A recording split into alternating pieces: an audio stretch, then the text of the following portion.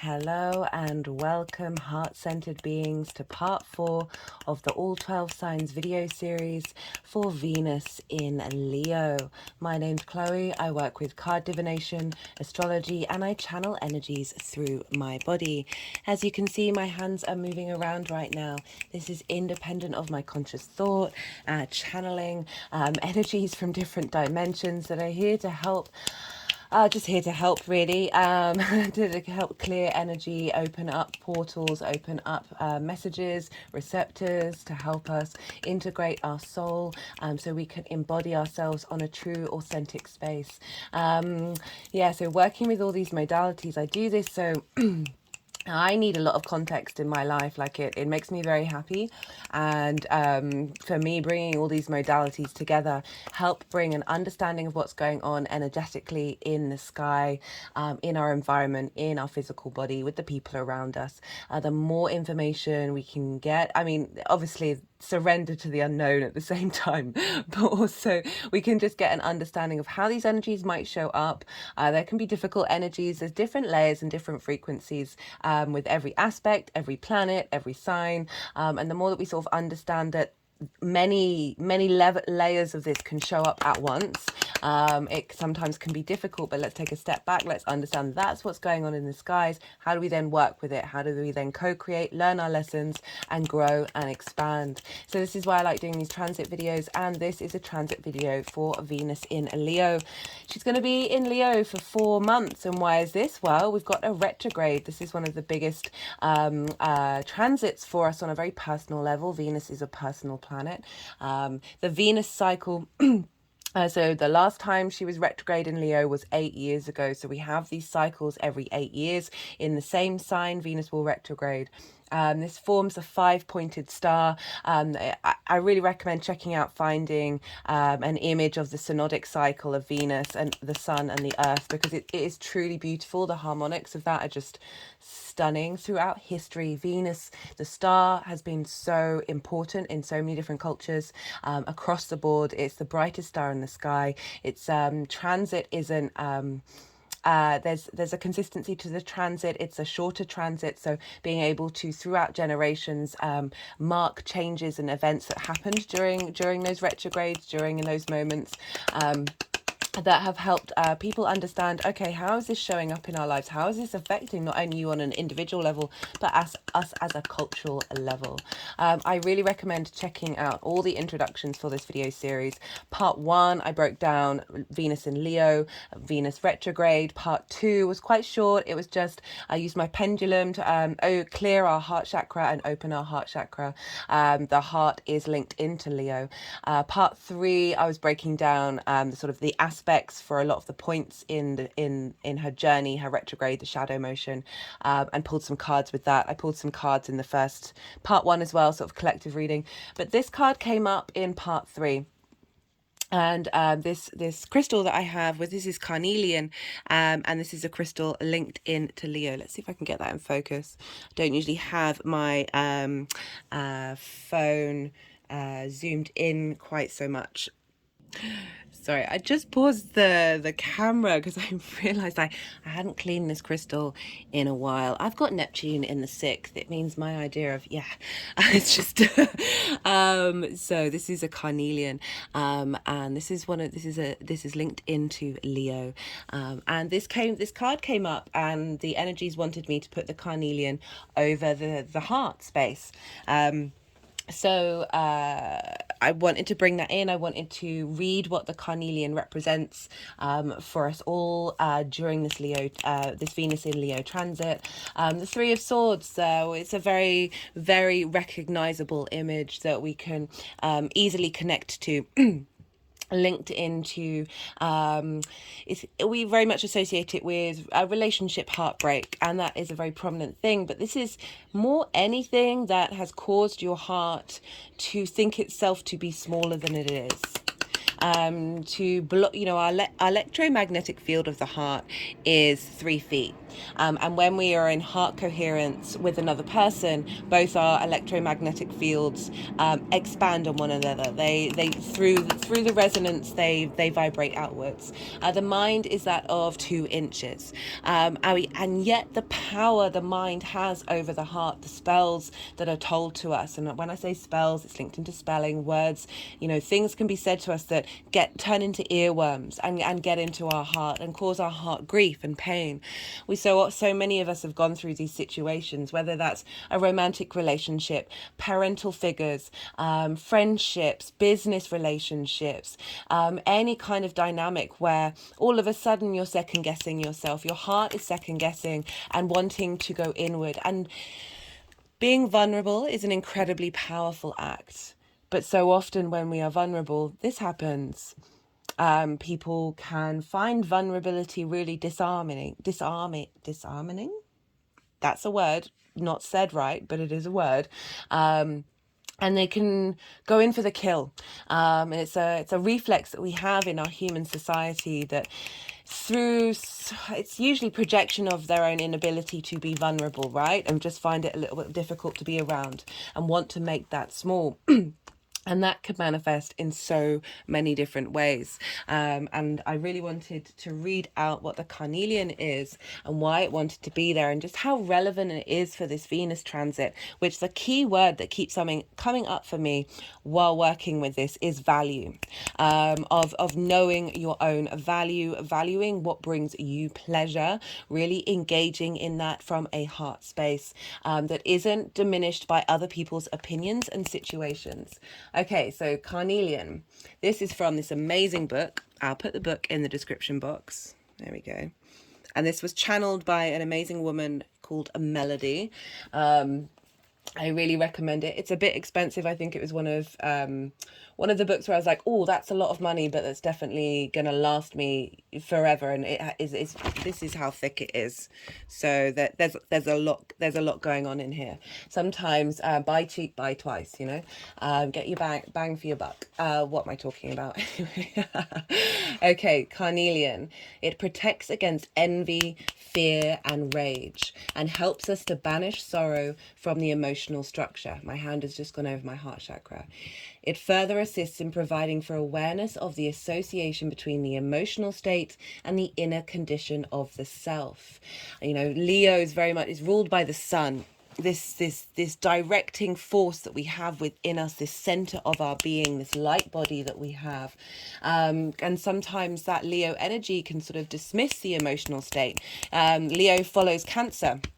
And whereas Cancer is, that first water sign of how you connect to your emotions on a personal level, that can often seem quite overwhelming to the Leo energy. And there's more directness, there's more, there's a vibrancy there that isn't necessarily connected to the emotional state. There's a need to move forward. There's a need to consume rather than be consumed. It provides an energy conducive to the stabilization of the energy in the home. Now, what I really liked about this is we also have another card. I'll come back to that. Another card that wanted to come out in the main reading. And this is from Kim Krantz's The Wild Unknown Archetypes deck, which I absolutely love. Her imagery is gorgeous. And the things that she has to say are always very poignant. And whenever I see the word heart, I always think of the word hearth. The hearth was where we would gather round, we would cook our food. That's where the fire was. Leo is fixed fire energy.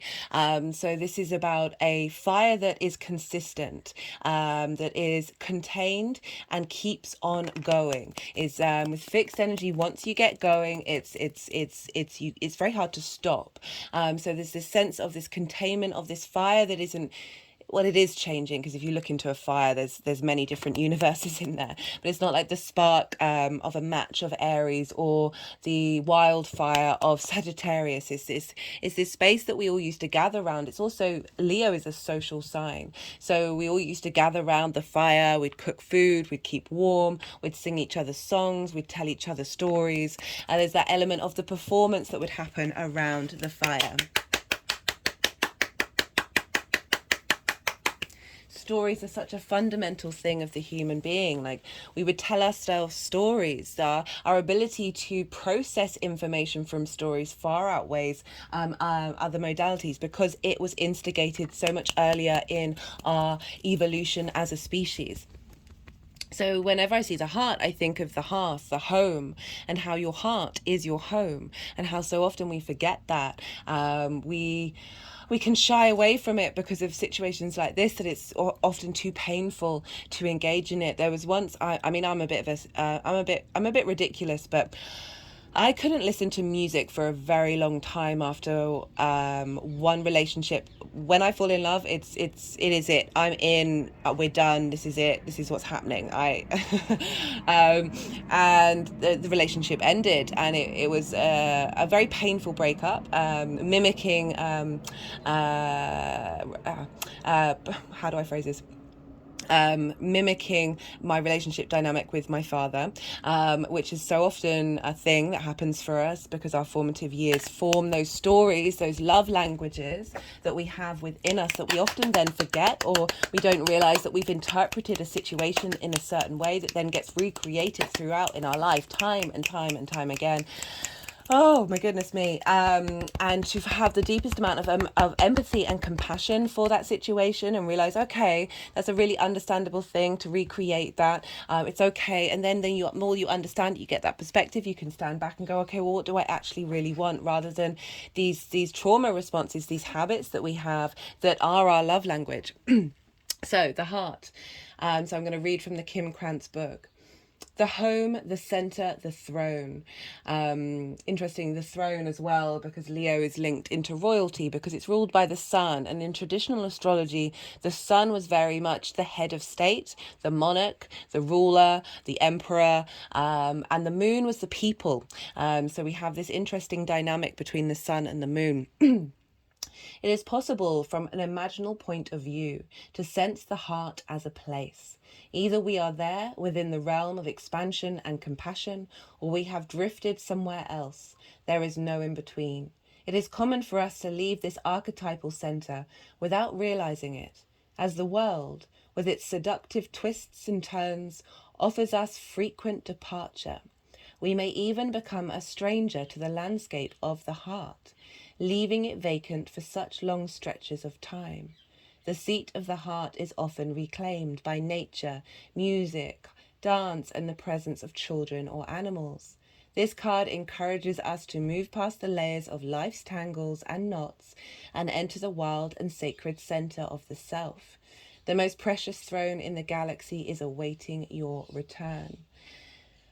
Really, really beautiful sentiment there, and really explaining the very understandable situation that we live in a world that is full of heartbreak, it's full of pain, it's full of suffering. These are parts of the dynamics that we find ourselves in, and that can mean, I was talking about my own quite extreme, well, it's not that extreme, but example of how I genuinely couldn't listen to music for years and connect emotionally to something, because it would cause my pain to connect to the loss of that relationship. And that took a very long time to unravel those twists and turns that the outside world has brought in you. And we can find ourselves in, this can be friendships that break your heart as well. This can be business partners that suddenly turn around and say, no, I don't want to work with you anymore. And all of a sudden, although I don't want to work in this environment, I want to go elsewhere. And all of a sudden your whole life falls apart. All of these things can turn up. And Venus having a retrograde in Leo is very much, Venus likes, there's harmony, there's beauty, there's desire, there's creativity, there's value, but she also likes to clean things up. She likes to tidy up that environment in order for there to be flow and for there to be ease and grace for you to move around. I've associated with it of, say, tidy up your room or tidy up your house, that the moment that you do it, your mind is just a little more at peace. And you're able to sort of just have a little more ease in your body. These are all things that Venus wants you. She wants you to feel good in this 3D environment. It's not at the expense of sacrificing responsibility and integrity. All of these things have, my hand's just hitting over my third eye. All of these things intermingle with one another.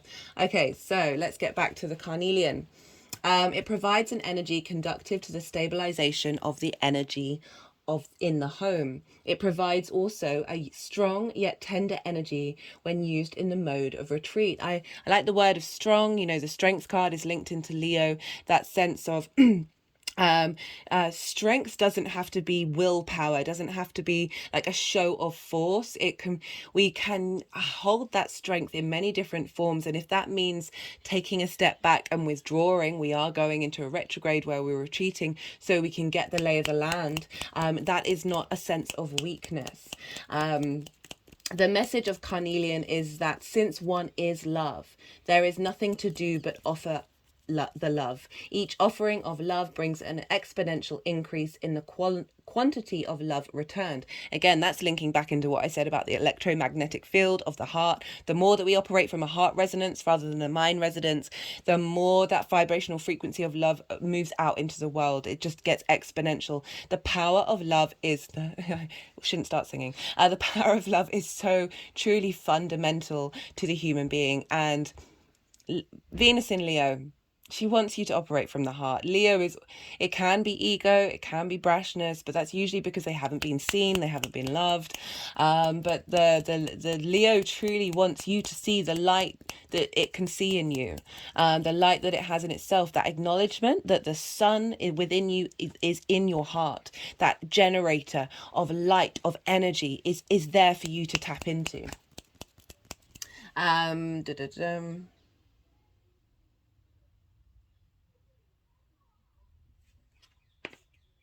It can assist one. So I was just reading those bits that aren't. It's just talking about cleansing. Carnelian's very good at cleansing negativity from other stones. So you're applying that energy of radiating this carnelian energy that's being transferred to us right now through the camera, of being able to transmute that negative energy that is around in others. That light, that beams of light, the vitamin D that we get from light makes us happier, makes us healthier. All of these things all link into each other. Carnelian can assist one in drama and in pursuits related to theatrical presentations. So appropriate for Leo. There is that element of the performer. We are all players on this stage. We're all in this very strange energetic tapestry, this production crew. Some of us might be aware of some of the plot lines, but we can get an idea of it. This is why I do this channel, so we can get an idea of the themes of today's episode is and then we can work with it. But how do we get that performance where we're all masking in one way or another, but we want to get as close to as our own authenticity as possible? How do we bring that element of performing? And it can be a wonderful thing to do, that engagement and an enlivenment of self. How do we get that to come from a heart space?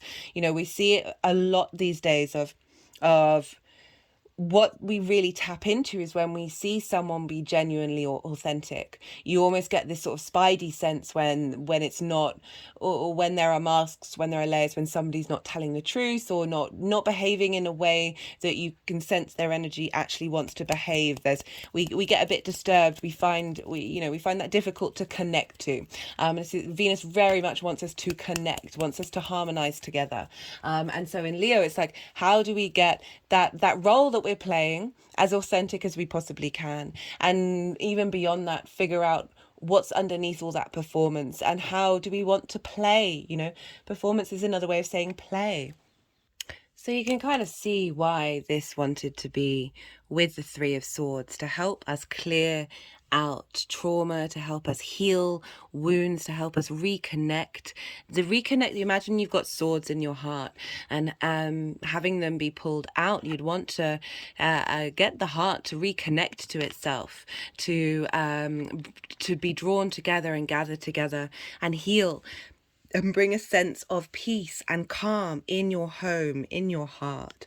Right, so that is all I'm going to talk about in the introduction today. As I said, the other other introductions all have other stuff in them. I'm not quite sure what I'm going to do for what part is this? This is part 4. Part 5 or 6 yet, so tune in, even if you don't have that astrological sign. Speaking of astrological signs, I forgot to do my spiel.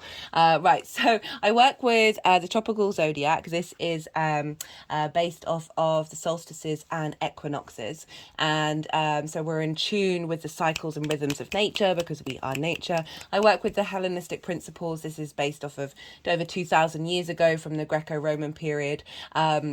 And those principles, how does that show up for you? Well, I use the whole house system. This is, so you're just bearing witness to how the energies work with me. I don't always bring this side of them out into the reading because I'm aware that I need a lot of context and a lot of logic. I've got a Virgo sun, so when things don't make sense, my whole body goes a bit weird. And that's one of the interesting things of how these energies work with me, because they really are asking me to surrender to the unknown. Anyway, what was I talking about? Right, so the whole house system, that's what I work with. But if you imagine, this is what I always have to remind myself, there are so many different threads of energy and so many layers, and it's like going through a multi-dimensional maze when they're doing these things. So this might look completely mad, but it's actually unlocking and opening pathways. I just get really impatient. To be honest, I'm a very impatient person.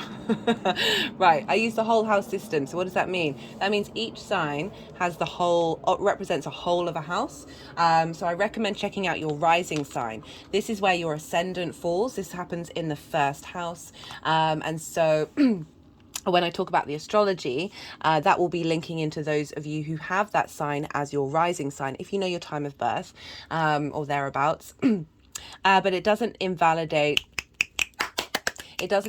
checking out any other sign, particularly your sun or your moon, your Venus in particular with this one, because we have all the signs in our chart. Just look to where that sign falls, look to the house that it's in, and the themes of that house, and apply those themes to the messages that come through. Take what resonates, leave what doesn't. It's as if that sign, wherever that falls in your chart, has now moved to the first house and is sort of taking prominence and priority. So I also don't apply the modern rulership of Mars with Pluto.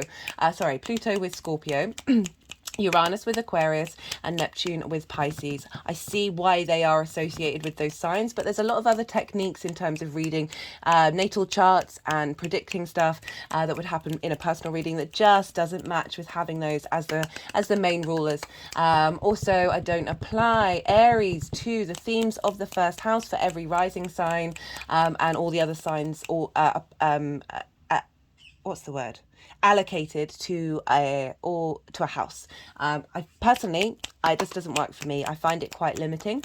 Not all 12th houses are Pisces. I can see the similarities to some extent, but it's just not my gig and not how I work. I also apply, in terms of these collective readings, I focus on the inner work. This being, rather than sort of romantic or business or whatever it is, those would be more questions if you got them to ask in personal readings, and that would change the interpretation of the cards. However, in this series, it is Venus. There is a strong connection with relationships. You can't avoid it, but it's also the relationship with yourself. And that's why I focus on the inner work. So the more that we work on ourselves, the more we understand ourselves, we help change and elevate our vibrational frequency. This means not only are we drawing in opportunities and experiences that are more in line with our soul, but we're also able to weather the storm and be calm with things that come up that might not match what you think you want, because you're more open to the fact that there's a vast play out there. There's a tapestry where we haven't got the script yet. And I don't know. For me, manifestation is great, but I don't ever like to limit it. Like the universe and the quantum field is good. There's far more possibilities and that are we might not even be able to wrap our tiny little minds around. So not that we've got we do by comparison, but we are the universe, so we also don't have tiny little minds. We are everything all at once. I don't mean to disparage the human race, because we are phenomenal, utterly phenomenal. We're terrible, but we're phenomenal at the same time. Right, so that's enough of me chatting. Thank you for watching. I really do appreciate it. New and returning viewers alike, I love reading for you. And this has been a real delight to do.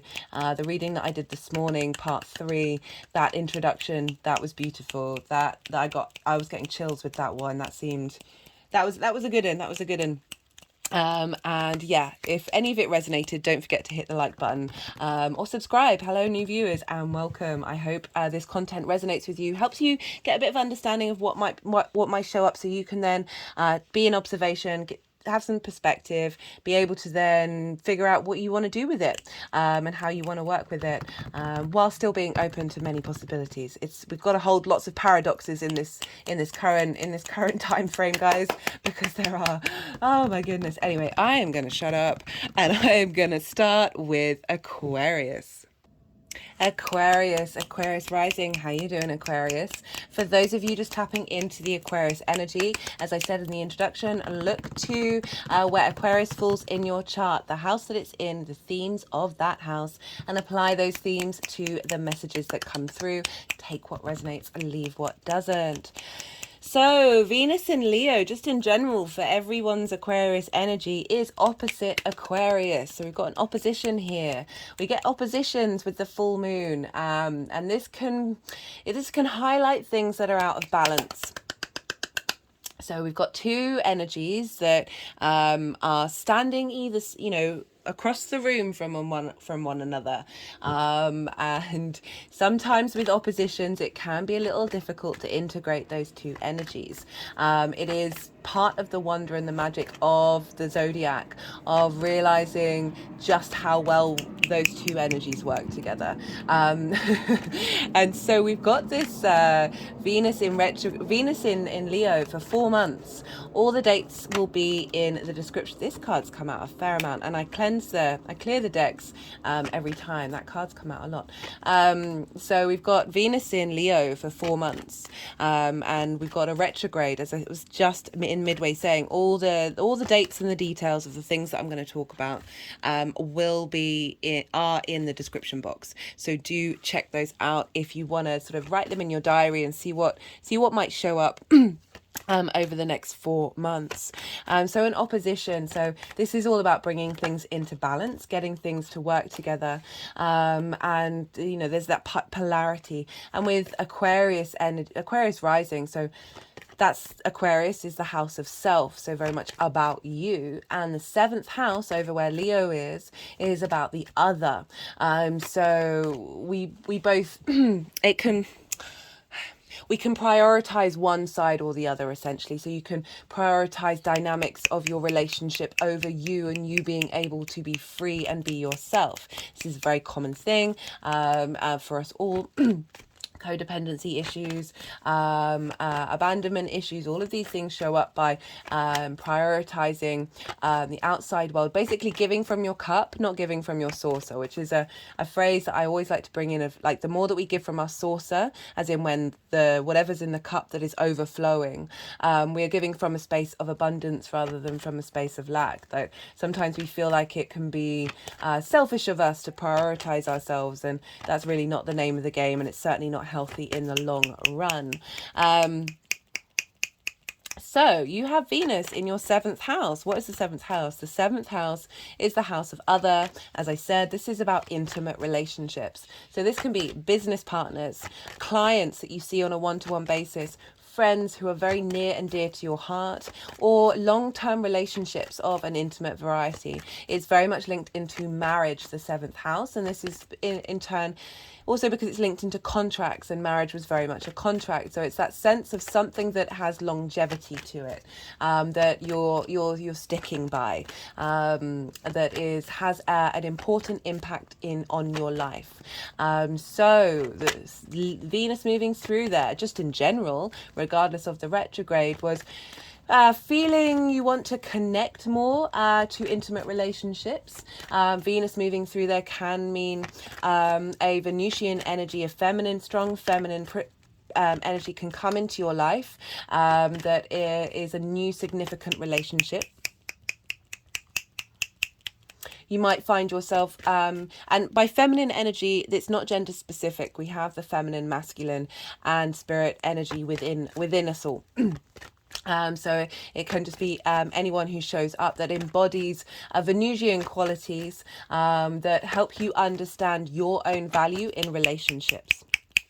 Because one of the things, as I said at the beginning, one of the things that we can do is overcompensate and prioritize everyone around us rather than, and at the exclusion of self. Doesn't mean that you can't do both at the same time. And that is a real skill where we get the other and the self, so the first and the seventh house, into balance. Now, Aquarius, as all fixed signs, but particularly those with fixed signs with ascendants. We've had a lot of eclipses in fixed energy in Taurus and Scorpio, and then we had Saturn in your sign. So the fixed signs have really been going through it. It's been quite heavy. Oh, hello, Venus. Quite heavy for the fixed signs. A lot of change. Fixed signs can struggle with change. It's all about the staying power with fixed signs rather than, say, the mutability of mutable signs. So these eclipses have helped really change big parts of your life, because having a fixed sign as an ascendant means that all of the fixed energies are in your angular houses, and this is 1st, 4th, 7th and 10th, and the angular houses are like pivot points of the chart. They're very loud. They instigate, they bring, there's a lot of movement, there's a lot of momentum, there's connections to the outside world. They're just very pivotal points in your chart. And so the fact that we've now got Jupiter in Taurus in a fixed sign, and Venus in Leo, a fixed sign, these are the two benefics. And so these energies want to help us out. There's an ease, there's a free flowing to it. There's not that much hard work with this energy. And so, do we want this one? Do they want this one? Okay, that was the 10 of Wands. We'll see if that one wants to come out. It's come out a fair amount for people, actually. So these planets, these energies really want to help us out with ease, a bit of flow, and a sense of elevation. So we've got the two benefics in fixed signs. So this is rather than all the disruptive eclipse energy and the trials and tribulations of Saturn in Aquarius. Now the benefics are coming along and just basically giving us a really big hug. It's not that they won't be without their difficulties, but it's going to be a welcome balm after all of that fixed energy that we've had for the last couple of years. So Aquarius, Venus in the 7th. Venus is linked into value, love, appreciation, bringing in a sense of harmony. And this is why talking about cleaning up in the introduction of like harmonizing the flow of things. I'm definitely getting value and flow with this Leo Venus retrograde of what she's desiring to bring, tidying up the heart, bringing flow to the heart, helping that heart coherence vibration. If you think about it, she was the goddess of the arts, or especially music, of getting that frequency in alignment with each of our individual forms, because there's other stuff going on with Uranus and Taurus that and the wisdom of Jupiter of really wanting us to like embody our individual frequency. It's very funny. This is the first time I've expressed it in that way, Aquarius, but I'm not surprised, because Aquarius very much linked into frequencies, downloads coming from the collective air element. Thank you, Aquarius, for letting that message come through. I am very grateful. I'll be using that in the next introduction.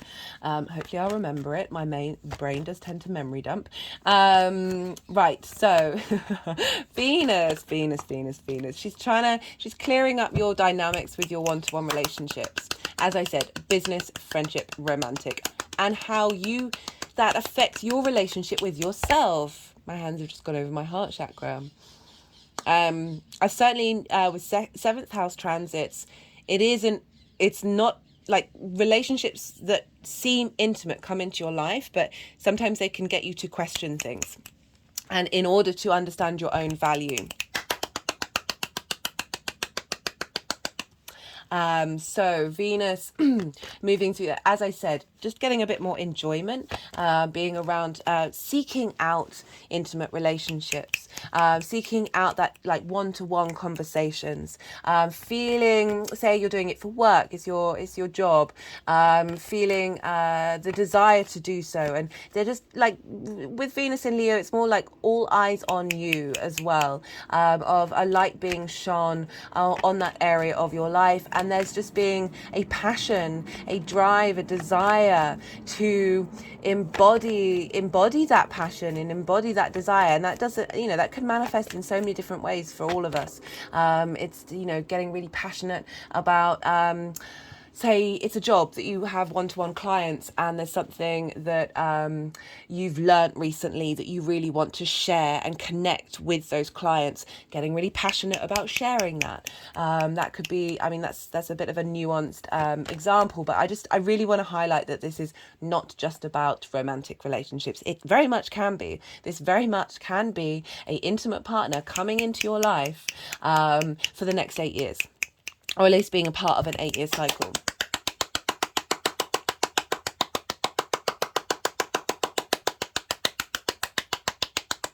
But I don't like to limit this, because some of us aren't looking for that. Some of us aren't engaged in that. And it can get a bit tired and a bit boring when people just talk about relationships when that isn't the only thing out there in the world. And I don't think Venus is entirely, happy with just being associated with that.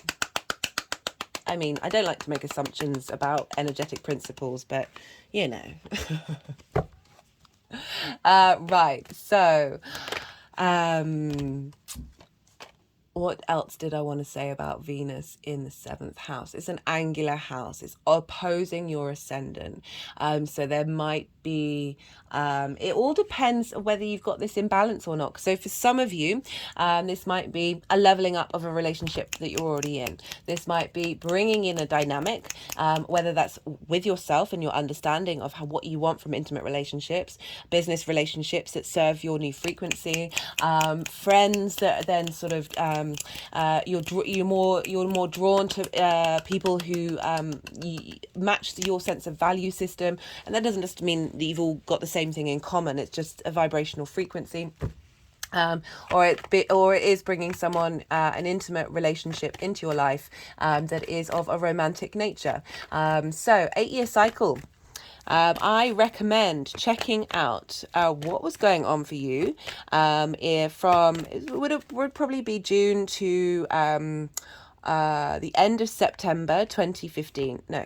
Yeah, that's right. 2015. I'm just not used to saying 2015 as 2015, but we're now in 2023 because we don't say 2023, do we? Oh my God, humans are weird. And I am one of them. So between June and September 2015, this is when we had the last Venus retrograde in Leo. So checking out what themes came up around that time for you. Basically, so we've got these cycles every 8 years in each sign. There are 5 signs that have a retrograde with Venus, and so we have these continual cycles of every 8 years, and often people can come into your life that then clock into all of those cycles. So it might be just be very specific to you of seeing what comes up, what themes come up from that time, that you can then see the trajectory of those themes. Because also look to, all of this is in the description box because I know this is a lot of information, sort of mid-August 2019. So this is when, this wasn't a retrograde, this is the midpoint in between the last retrograde and this one, of when Venus and the Sun was conjunct. So this is called a Cazimi. And this is also a sort of, it can manifest of something linked into those themes that came up that you then want have a bit more clarity come in. It may have started a new part of that cycle. We often learn a lot of things from these cycles and grow and evolve. And so just, checking into those time frames, you can kind of say, okay, what was it that I learned during that time? Because this is a useful thing to do to sort of understand how far we've come and the journey that we've been on, because sometimes we can forget, and then we can sort of be aware, because Venus isn't going to go retrograde until July, the 22nd of July, and won't go into the shadow phase until the 19th of June. So we've got a little while before that shadow starts. I'll talk more about the shadow in a second, and then the retrograde in the end of July. So what was I going to say? Oh my goodness, my brain. So looking back at that time, we can be in observation of what might, because it's not going to be the same. There will be themes and archetypes that may be very similar, but we're constantly going in cycles. We're leveling up every time. Nothing is ever the same as it was before. So we're looking at it from a different point of view. So it's helpful to look at that and see, oh, what happened then? Not to plan and prepare for the exact same thing that happens, because that's just a fool's game. And I don't mean the fool from the tarot, because the fool has beautiful energy. But be open, be like the fool. Sorry, I keep looking at this. I've got this card on my desk from the old deck that I used to use that will come out next year. And the fool, if you notice, there are mountains in the background. This is being very open to the experience, the good, the bad, and the ugly. But mountains represent a higher perspective. So this very open energy, but also, being mindful. It's like, I like context. I'm a big fan, but I don't let it rule what it is that I do. But it just helps me understand and notice when things do turn up, not me seeking them out, but just being in state of observation and being like, oh, that's kind of like that. I learned that lesson there. Do I like this? Do I want this? Am I engaging with this? Do I want to, whatever it is. And then you can make your own informed decisions. Look to those times. Also, very much recommend looking to where your Venus and your Sun are in your chart. The Sun rules Leo, so wherever the Sun is in your chart, that will bring in themes of the house and sign that it's into your Leo energy. And also Venus is helping level up wherever your Venus is. So wherever Venus is, there's going to be themes that come in that link into her domain, because this Venus is the same Venus as your natal chart, guys. So she's just hanging out in a different place, having gone through many, many cycles. Right. I also recommend, I'm going to talk about Taurus and Libra, because we're dealing with Venus. And the signs that Venus rule are those signs. And so what's going on with Venus is going to be impacting those signs and leveling up those houses. And also themes from those houses are going to apply to this retrograde. So you have Taurus in your 4th house of your home, your roots, your foundations, your parents, your ancestors, the roof over your head, your private life. So dynamics linked into one-to-one relationships are going to bring up themes linked around your roots and your foundations, bringing into balance, harmony with your one-to-one dynamics, trauma responses that you may have had in previous relationships or intimate relationships with your family that have caused your foundations to not be as strong as they need to be, as they should be. You got Jupiter moving through there. If you had Uranus moving through there, I really enjoyed reading for you for the 4th house, because there's a lot of growth, there's a lot of expansion, there's a lot of independence and feeling very good about in your skin, in your private life. So Venus is just going to be adding to that. It could also mean you meet somebody in your private life. So that's the things that you do in your private life. I mean, anyway, that you could meet somebody who is coming into your life for the next 8 years. So we're starting a new 8-year cycle, but we're going through a retrograde where we will be revisiting old situations, old ideas, old constructs, and working with them, and then starting on a new journey. You might also, or you might spend time in contemplation in your private life about these one-to-one relationships, however they may show up. I also see it as the sort of one-to-one relationship with spirit, with the universe as well. So operating from a heart space is how you connect to spirit.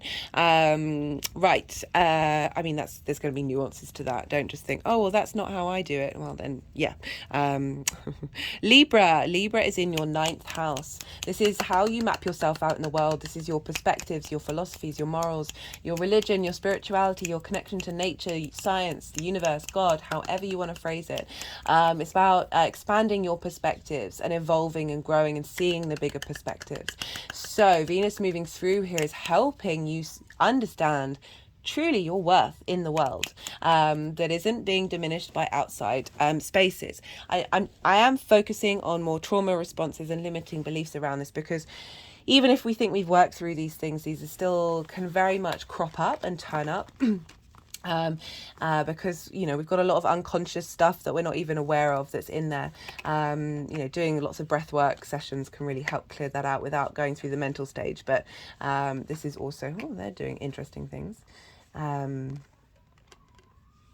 Usually I don't start, well, they just did this, they just started doing this. I usually wait because I find it really hard. Okay, they're being wild. I find it a bit difficult to channel like this and think and talk at the same time. And I've still got stuff to say. They're just obviously getting impatient. And you can't see all of this. I'm sorry, should I zoom out? I should zoom out just for a second, just to show you what is going on here. Oh my goodness. There we go. You're getting the full zoom and you get my ring light. Hello, ring light. Yeah, welcome to the way. Oh god, if I read for myself, this is what happens. And this can go on for hours. I will put a stop to it at some point, but we'll still see what's going on. What am I talking about? Libra. Right, so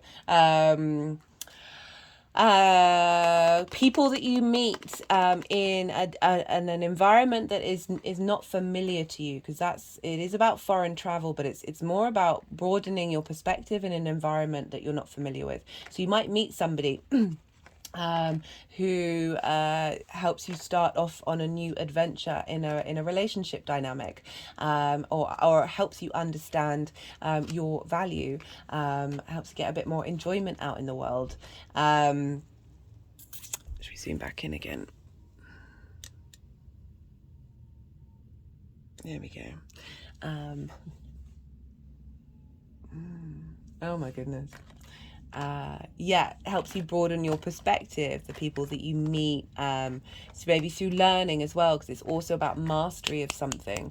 This is linked into university, but it's not just this, it's absolutely anything that you've spent time studying, that you're now we're always in a state of learning. Every day's a school day, but you can get to a certain point where you're like, I feel really confident about this isn't new, this isn't fresh, I'm confident in how I'm speaking and what it is that I'm communicating, because when we get to that state, we're able to share. It not only broadens our perspective, but we're able to share that perspective with others, and that understanding and comprehension of the world. So these are the kind of things that may crop up for you for this 4-month transit. So I'm pulling cards.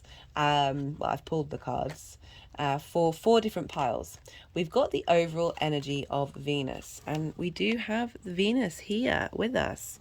I'm going to zoom back in a bit more because I am going to curtail the crazy. So we've got the overall energy of Venus for 1 pile, and this is sort of the general vibe of what's going on with Venus for you over the next 4 months. We've got the retrograde phase.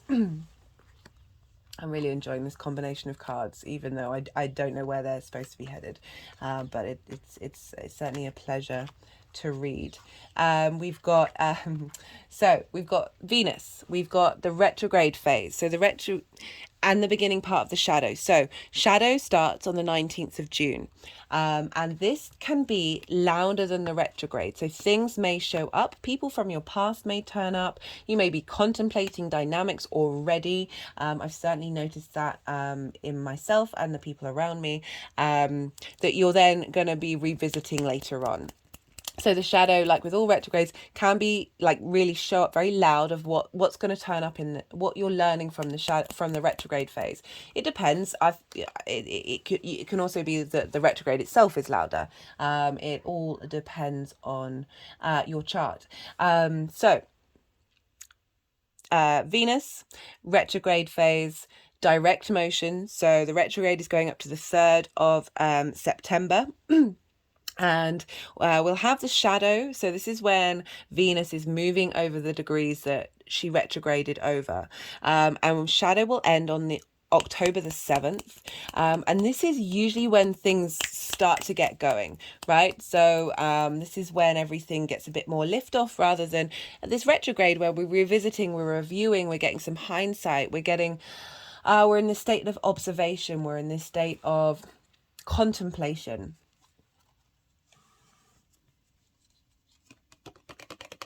Venus currently is an evening star. An evening star, again, it's kind of like retrograde energy. It's kind of like yin night energy. It's more about looking to the past, a sense of strategy, of collecting information. There's not necessarily direct movement moving forward. It doesn't mean that there isn't action being taken, but there's just this sense of things brewing with an evening star. She will, after the Cazimi, this is when the Sun and Venus conjunct, and this is on the 13th of August this year. After that Cazimi, it will still, that's the midpoint of the retrograde. Venus will still be retrograde, but she will now be rising in the morning rather than rising in the evening. So we'll see her move from being an evening star to a morning star. Morning stars are more direct, more action-based, more looking to the future. Yes, it's a retrograde. Yes, it's I mean, of all so far, Aquarius, just gonna pause.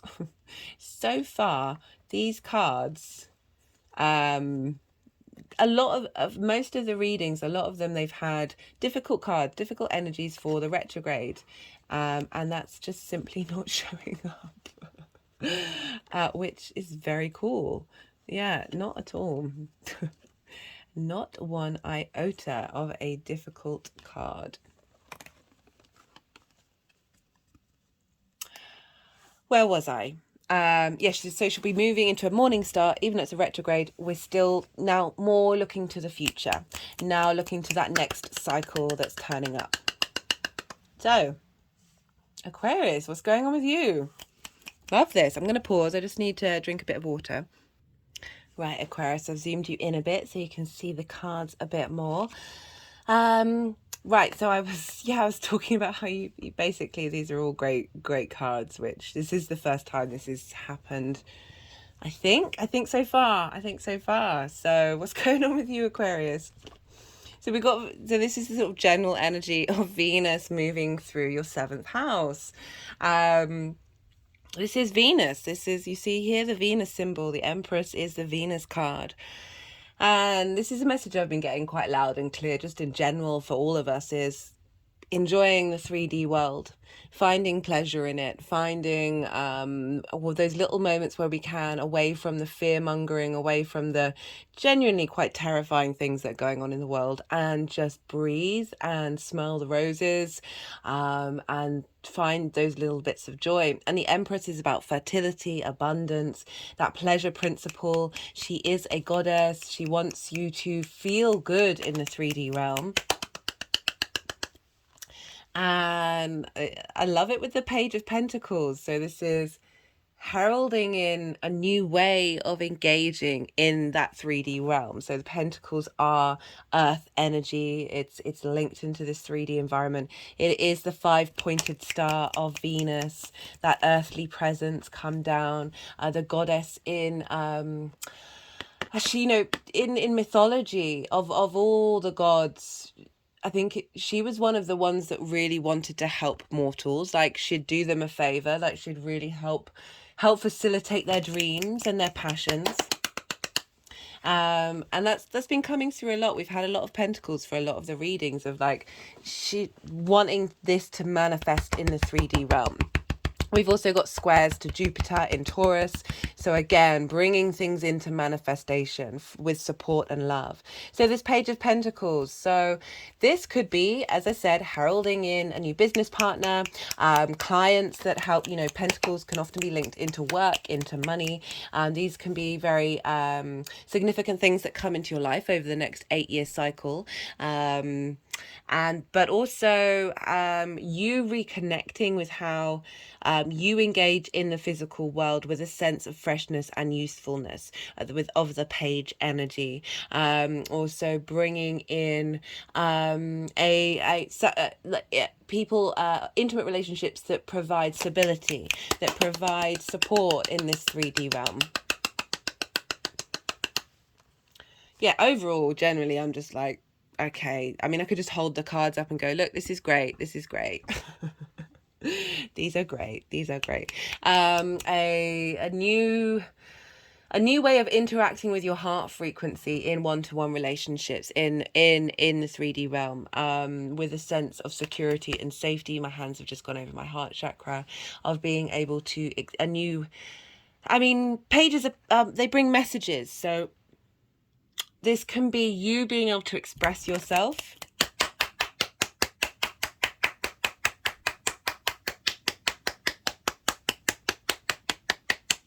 This could be heralding in a new level of intimacy.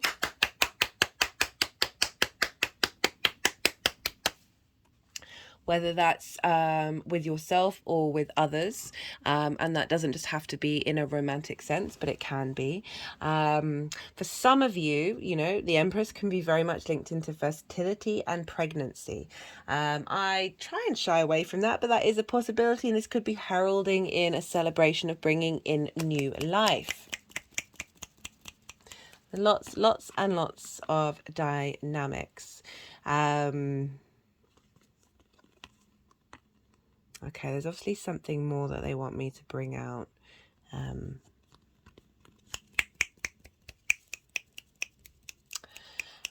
New home.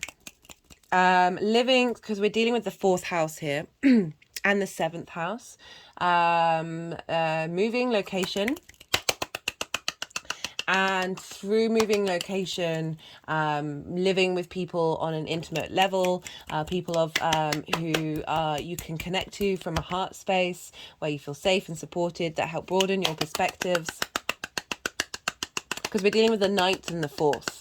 Okay, so broadening perspectives, learning, but it's also about living somewhere that is unfamiliar to you. So it might be some of you have come from home lives that are traumatic and stubborn, with that Taurian energy. And with Uranus moving through there, with the support of Venus, of helping you be your individual self, and finding people who are helping you work through those trauma responses linked into your parents or your parental figures. It can also be linked into ancestors and lineage from the 4th house, that you've incarnated in to help transmute. And heralding in a general new dynamic of feeling good in this world, of feeling fertile, of feeling a joy. Okay, they're now hitting my heart chakra. This is what happens when you're dealing with energies that aren't necessarily a fully comprehensive of this 3D realm. Yeah. Ooh. Ouch. Well, they always say heart-opening activations are a painful, difficult experience. It's not something that flows easily. There's a lot of trauma wrapped around the heart. There's a lot of energetic space that needs to be dismantled, that can feel like you're cracking open. That might be something that happens for some of you, of activating that heart chakra. Right, so we've got, sorry, I'm a little, little dazed and confused from that energetic work. We've got for the retrograde. we've got the Four of Swords, we've got the Queen of Cups, and we've got the Three of Wands. So the Four of Swords is about being in a state of rest. It's about pause. And this retrograde is very much about revisiting and going over things, of being in a state of contemplation, of seeing what wisdom comes through to you. With the Queen of Cups, there's a serenity here. There just feels that this retrograde is going to, even if difficult things do turn up, your capacity to engage in it from a space of peace feels, I mean, I'm just sort of feeling very floaty, just sort of tapping into this energy, that this energy is being cultivated within you. You've been cultivating it already, and it's just getting reinstilled of your ability to pause before taking action, thinking and contemplating before, rather than thinking before you jump, right? Look before you jump. And the Queen of Cups, you see here, you've got the Queen and the King of Cups. So this is very much linked into the emotional body, your intuition, your creativity. It could be, the Four of Swords can represent doing things in your private life, at your home, resting, sleeping. That things may come through in your dreams and your intuition. People might come over, you might get creative. There's a sense of nurturing and nourishment here with the Queen of Cups. As I said, like, you've got the King and Queen, and she's sitting at the edge of the beach. She's looking out into the ocean, looking out into the sky. Sort of that perspective is so broad and wide, it kind of makes your mind do strange things. But there's, the waters are calm, the waters are still. There's a sense of just being at peace in the moment and letting things flow through you and seeing what comes up in that state of rest. And it feels like if you tapping into this energy is going to bring you in a state of dominion. So the Three of Wands is having got the lay of the land. You're on a cliff. You're on a cliff. You've got the higher perspective. You're really in command. You know what you're doing. And you're about to start a new journey. You see here, these ships are sailing out. You've done all the plans, you've made all the decisions, and now that new journey is beginning. This is a really interesting dynamic coming up for the retrograde. Honestly, this is not what a lot of people have had so far already. I'm liking it. You seem like, if I'm thinking about it, you've just had Saturn go through your first house. The understanding of authority of yourself and how you embody yourself, so wonderful. What difficult transit, but wonderful. So there's that sense of that balance, that imbalance that might have been between the self and the other isn't showing up in these cards at all. It's like, you've got this, you know what you're doing. It's just a level up. You're at peace with yourself, and you're at peace with your dynamics, and you know what you want. And so this retrograde just feels like it's just gonna, I mean, look at these cards. I feel there's just so this is for the direct motion, having basically chilled out and like being in your receptive state and seeing what's come towards you. You're then able to make decisions, and that's further made, like, that sense of confidence and dominion is coming through with the direct motion. We've got the Lovers card. This is about making the right decisions, making choices with the information that you have. This also could represent somebody coming into your life. This is about crossroads. It's linked into the mythology of Adam and Eve, where Eve ate the apple that gave her knowledge.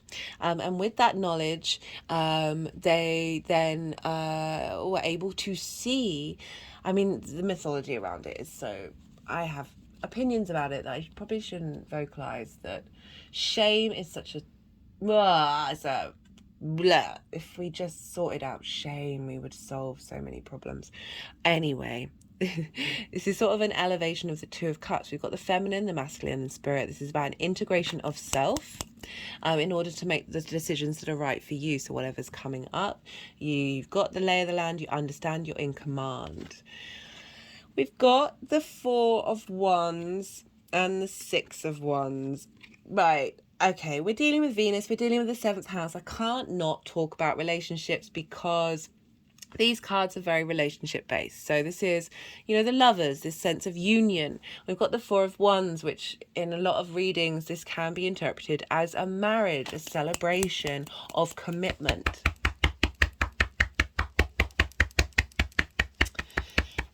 And we've got the Victory card, as well as the King and Queen of Cups, which can highlight a union.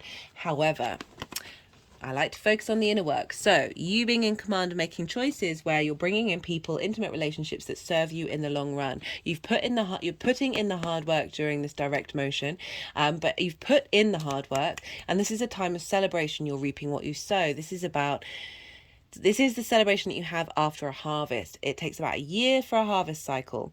You need when you've got a lot going on, you need a lot of people to work together. This is about like-minded people coming together to celebrate the decisions that you've been making and the direction that you're heading in. Again, business, friendship, romantic, relationship with yourself.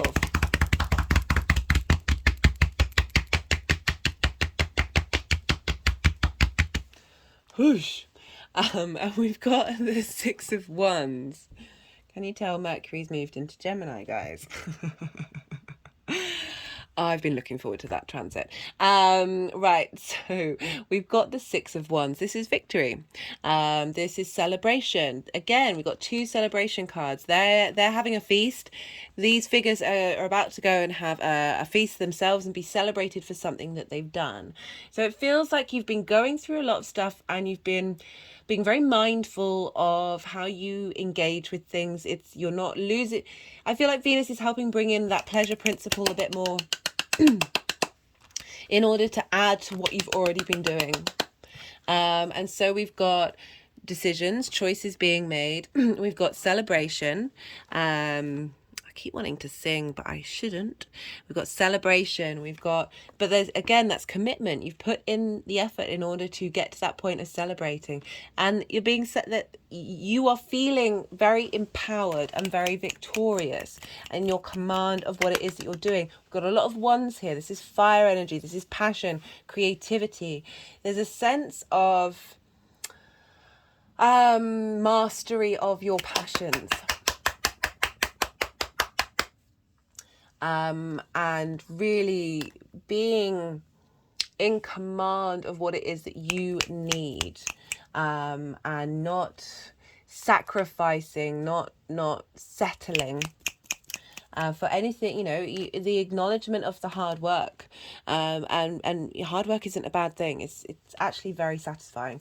But I love that the celebration is coming out after this sense of hard work. This figure has put in that effort to get to this space. In very interesting coming up for the 7th house. I'm just getting a lot of strength, a lot of vitality coming through.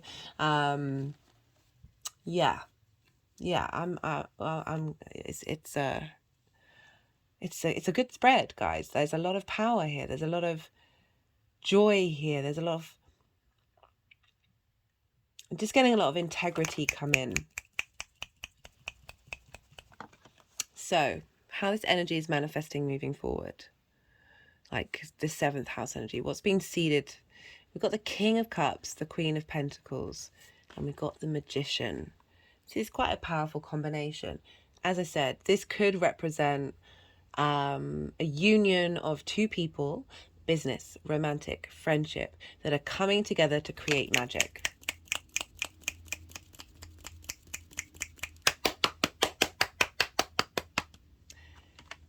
We've got the King of Cups, being able to take action, intelligent, emotional, grounded, intuitive, creative action. We've got the Queen of Pentacles, nourishing, nurturing, giver of good advice, creator of abundance in the 3D realm, combined with the Magician, the ability to know that you have all the resources you need in order to create magic in any relationship that you are part of. This can be your relationship with yourself, harnessing your emotional understanding and dynamics with the grounded responsibility, commitment, loyalty, and stability of the earth energy. And through that, you are able to create magic. You have all the resources you need in order to take action in the world that is drawing frequencies towards you that match this sense of command and celebration. You've done the hard work, you've been putting in the effort, and now something's coming along. Right, I'm going to pull some clarification cards, because honestly, there's part of me that's still a little bit, I could say anything to this. This could represent so many things. All I'm getting is just a very powerful, and I don't mean like power grabbing, but very strong foundations. A confidence, but not based on thin air. What is that phrase? Hot air? That's it. Not based on hot air. There's, yeah.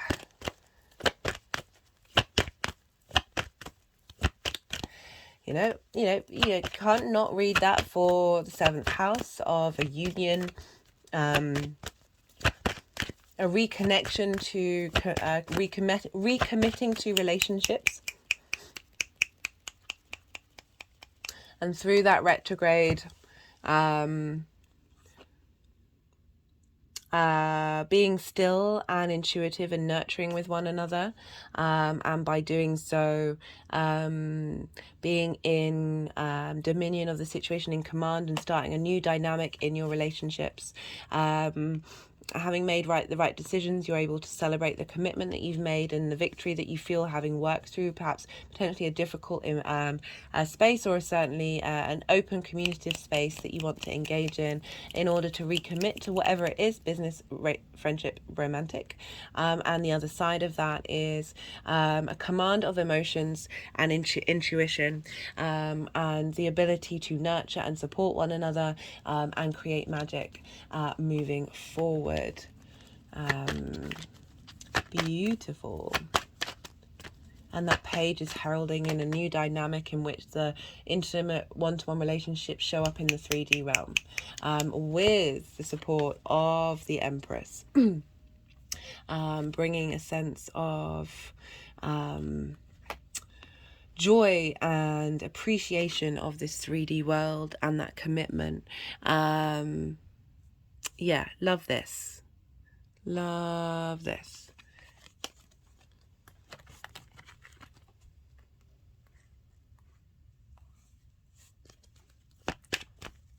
Right, this is a numerology deck. All the decks are in the description box if any of them take your fancy.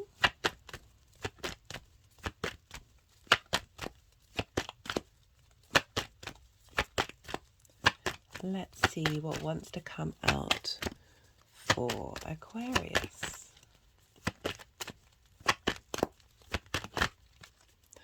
I just looked at the time on the camera, and it was 1 hour and 11 minutes. And yeah, that's something, I don't know, I'm just talking while this is happening. That almost every time when I pick up my phone at random and look at the time, it's a number. It's a number that is a repetition of numbers, whatever they mean. Individuality. I like that, Cam. That came up for Aries.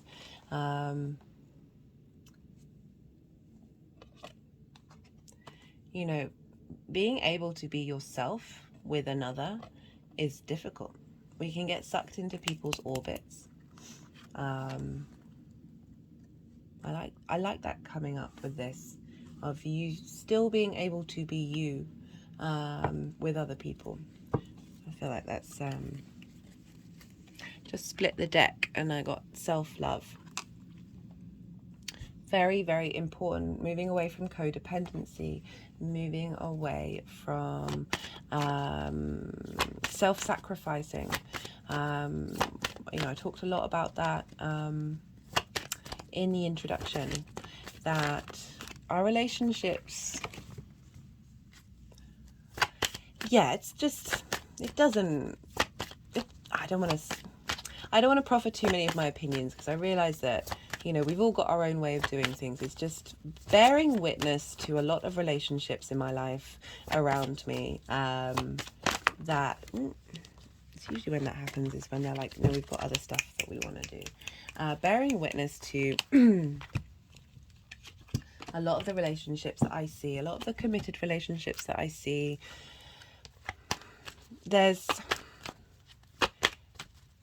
it's intense and it's difficult being in those dynamics, whether that's, as I said, business, friendship, or romantic. Those kind of people that you're ride or die, and commitment is a daily thing. You gotta figure out each day, is this what I want? And it's important to reaffirm that commitment without losing your sense of self. So often I see it. And also like seeing an exaggeration of one person's sense of self over another. There isn't that balance. And communication is a very important thing. And the Magician is Mercury. So I do like how that's come up, is that communication's playing an important role in being able to express yourself clearly in these dynamics. Yeah, love it. Love it. I'm not going to go too much about relationships. There are some wonderful relationships out there, obviously, but you know, when you just see your friends be in situations and you wonder, is it worth it? Is it worth it?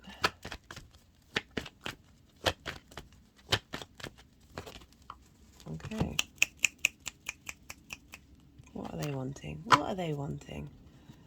Because let's wrap this up. Let's see what wants to come out for Aquarius. Sorry to sort of go on a little sour note, because this reading is not that at all. Not that at all. It's just this Venus retrograde. God, goodness me, the amount of people who are reassessing their relationships right now in all different dynamics is quite phenomenal. We've got messages, an open mind.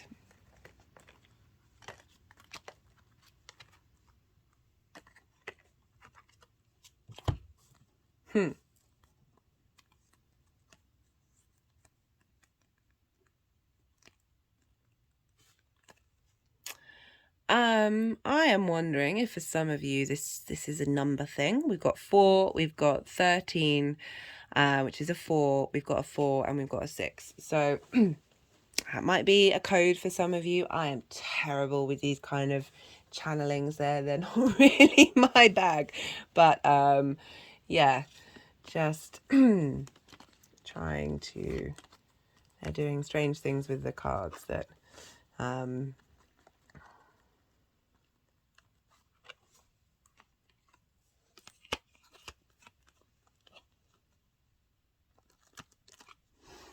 there we go.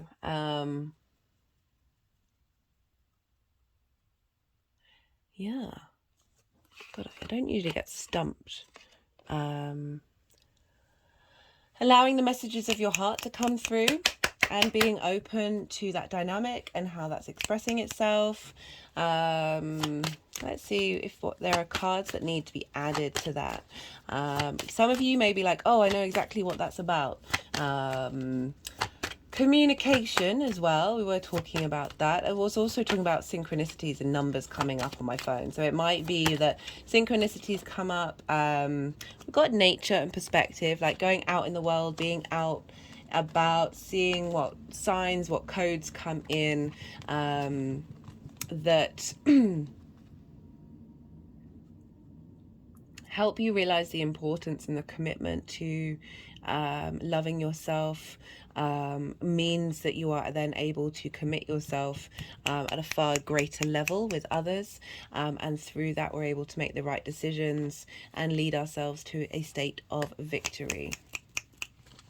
Right, I'm going to pull one more card from the numerology deck. Let's see what wants to come through.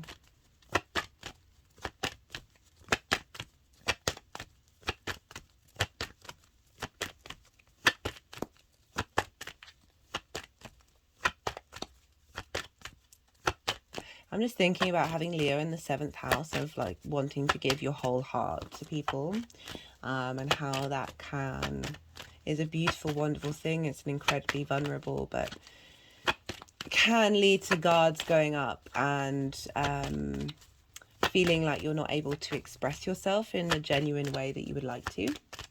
And this might be, for some of you, might be completely irrelevant, but just thinking on that of shining the light on the other people rather than shining the light inward on yourself as well, can be a thing. That was the environment card. Creating a happy heart environment, focusing on that during this retrograde, regardless of dynamics that you're in, of cultivating that from a very genuine, deep space that is based on integrity rather than immediate needs, like a dopamine addiction and stuff like that. Okay, Aquarius, I'm going to leave it at that. If any of this resonated, don't forget to hit that like button. Subscribe if you're a new viewer and you felt like this has sort of helped you get a bit of an understanding of what might come up during the next 4 months, so you can then explore and evolve and what that means for you on a personal level. I would love to hear from you all, just generally, because I love hearing about the astro weather. But I appreciate that's really vulnerable to share parts of your life on YouTube. I get it. But you can leave an emoji. That really helps the algorithm push this out into the world. Right. Be good to yourself, Aquarius. Be good to those around you. And most importantly, be well until we meet again. Capricorn rising. How you doing, Capricorn? For those of you just tapping into the Capricorn energy, look to where Capricorn falls in your chart, the house that it's in, the themes of that house, and apply those themes to the messages come through. It's as if that Capricorn energy has moved to the 1st house. Right, Capricorn. So just in general, a Leo energy is what's called an in conjunct. Oh, that's a very loud plane. Can you hear that, guys? Messages coming in. So an in conjunct is traditionally, these two signs don't have big main themes in common with one another. So Capricorn, you're a cardinal earth sign. So I just need to pause for a second. Sorry about that. I just had to clear my throat. Capricorn, you're cardinal earth energy and you're yin night in nature. Leo is fixed fire and it's a day yang in nature. So, it's like when having a conversation with someone and you've just got no common denominators between the two of you. It can mean that sometimes it takes a little while to get the conversation flowing. So in conjunct energy, can feel, okay, that was the 7 of Pentacles, I didn't want that, can feel a little disruptive, a little awkward, a little crossed wires, can be frustrating, just because that energy is having to find different neural pathways to enter in and engage with one another. But, we all know that there are commonalities with everything. There are fundamentals that we can find common ground on. What I love about the in conjunct is it helps you navigate different pathways. It helps bring in some maverick energy, really thinking like you've got two different energies that have different ways of doing things coming together to create something new, something magical. Speaking of magical, hello, the magician. That's so funny. The synchronicities are just out of this world at this moment. I don't know. Hello, universe. Hello, melding and engaging with reality and what is reality, and finding new ways of exploring. And anyway, I'm going off on a tangent that yeah. Capricorn, I do apologize. I am recording this late at night because we've had a heat wave here in London, and I have to keep my windows shut, and it's that kind of weather where your brain is just like, no, we're not thinking right now. So I thought I would record this final video of the day in the cool of the evening. Very appropriate for Capricorn energy, yin night in nature, but we're taking action here. We're bringing in that Leo dynamic of yeah, anyway. The 8th house is a Capricorn energy. No. So the in conjunct for Capricorn rising, this Leo energy is falling in your 8th house. The 8th house the 8th house is linked into its shared resources. It's the outside world resources. It's the dynamic of giving and receiving between you and the outside world. Time, money, energy, things, passions, ideas, all of these things are you find in the 8th house. It's also linked into inheritance, cosmic or 3D inheritance. It's kind of more... I'm just going to have to pause again. I do apologize. It's linked into big money, so it can be linked into mortgages, loans, taxes, car agreements, inheritance, those sorts of things. But also, it's how your the relationship dynamic shows up. It's the lens in which that shows up. So often we find here, and it's what I like to focus on in this channel, is how that give and take between you, other people, intimate relationships, your parents, the outside world, how is that out of balance? Sometimes we give too much, sometimes we take too much, and these usually come from trauma responses. It is the house of transformation. So big changes and shifts of dynamics of who you are. It can be a very magical house. I also see it as how the relationship between you and the universe shows up in the world.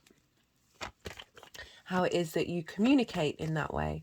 So very, it's having planets move through here and having Venus move through here is just feeling good about being out in the world, feeling good about your exchange with other people.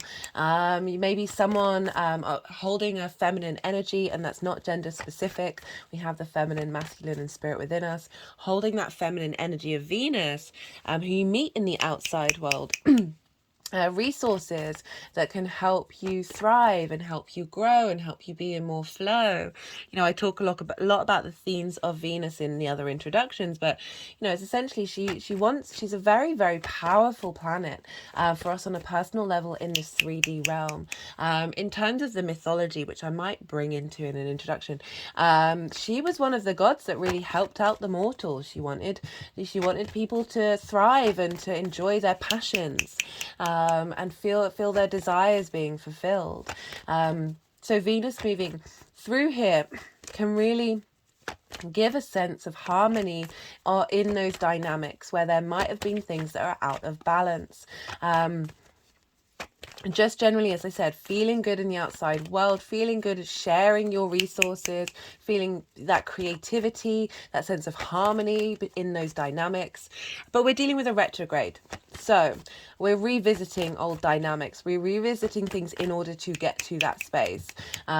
Retrogrades are wonderful things. They help give us time to reflect, to revise, to revisit, give us a bit of hindsight. We're going back over territory that we've already gone over. We're able to, imagine not passing an exam and you're having to retake it, and through that retaking you're actually sort of reinforcing that information in your mind. We often learn from our mistakes, and the retrograde can be a really great, especially being I do apologize, Capricorn, I had to pause again. We're dealing with relationship dynamics with Venus, that sense of connection, that sense of harmony. Venus likes to clean things up, tidying up the frequencies in our heart that may have been blocked. That was a lovely message that came through when I was reading for Aquarius. And this is what I love about reading all the different signs, is different messages do come up for each of you. But really helping us in this retrograde that is part of an 8-year cycle. We're starting a new cycle with this retrograde of how our heart responds to the dynamics, the give and take with the outside world, how we communicate from a heart space with the universe, really bringing in, so say the 7th house is sort of your intimate relationships, and the 8th house is how that dynamic shows up.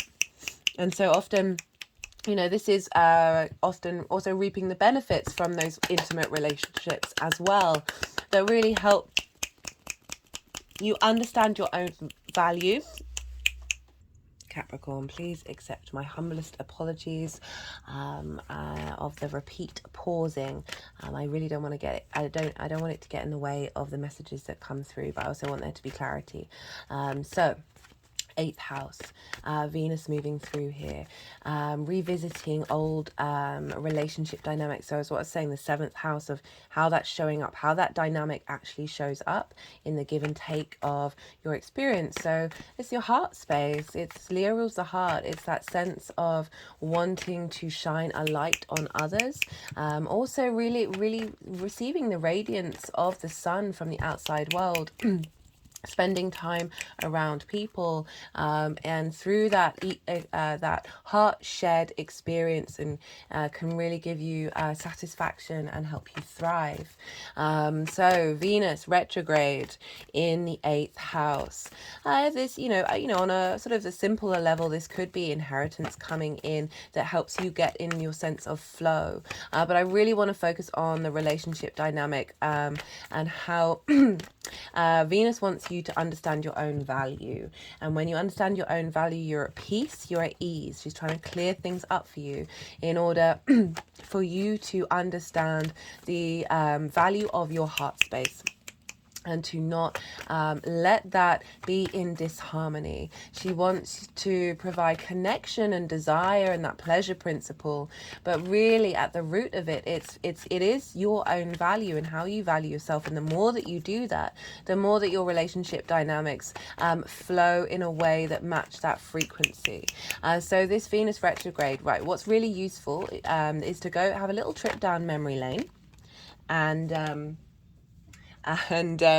look to the summer of 2015, and so this will be from like June till the end of September, where we had the last Venus retrograde. So think about what sort of themes were coming up around that time, what new cycles were started. I would say the new cycles may have started in the beginning of October, because this is when Venus left her shadow phase, and this tends to be when things start showing up, new developments, having gone over and revisited and reevaluated who you are and how you want to be in these dynamics. So it will be personal to you what sort of themes came up. Look to that time. Also look to mid-August of 2019. So this is the midpoint between the retrogrades. This is when the Sun and Venus were in Cazimi. There wasn't a retrograde, but this is when the Sun and Venus conjunct one another in Leo. So you might have got more clarity about that general cycle. There might have been a shift and a growth in your value system, or certain things may have come up and been triggered. You might have seen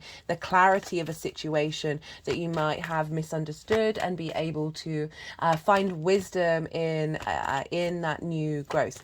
Venus retrogrades can be about committing to a relationship. Whether that's a relationship with yourself, a relationship with a business partner, other people, friendship. That was the Ten of Swords. We'll see if that wants to come out again, because they put that back in the deck. That it's because Venus is about connection. She is the goddess of love, so we can't avoid that these are dynamics that show up in our chart and can show up in our life. But I don't want to limit this to people who just aren't even looking for that, but we can find that love dynamic in every area and every person that we connect to. Falling in love with the outside world again, difficult to do in these times, but Venus moving through here is starting a new elevated cycle of 8 years of your relationship with the outside world.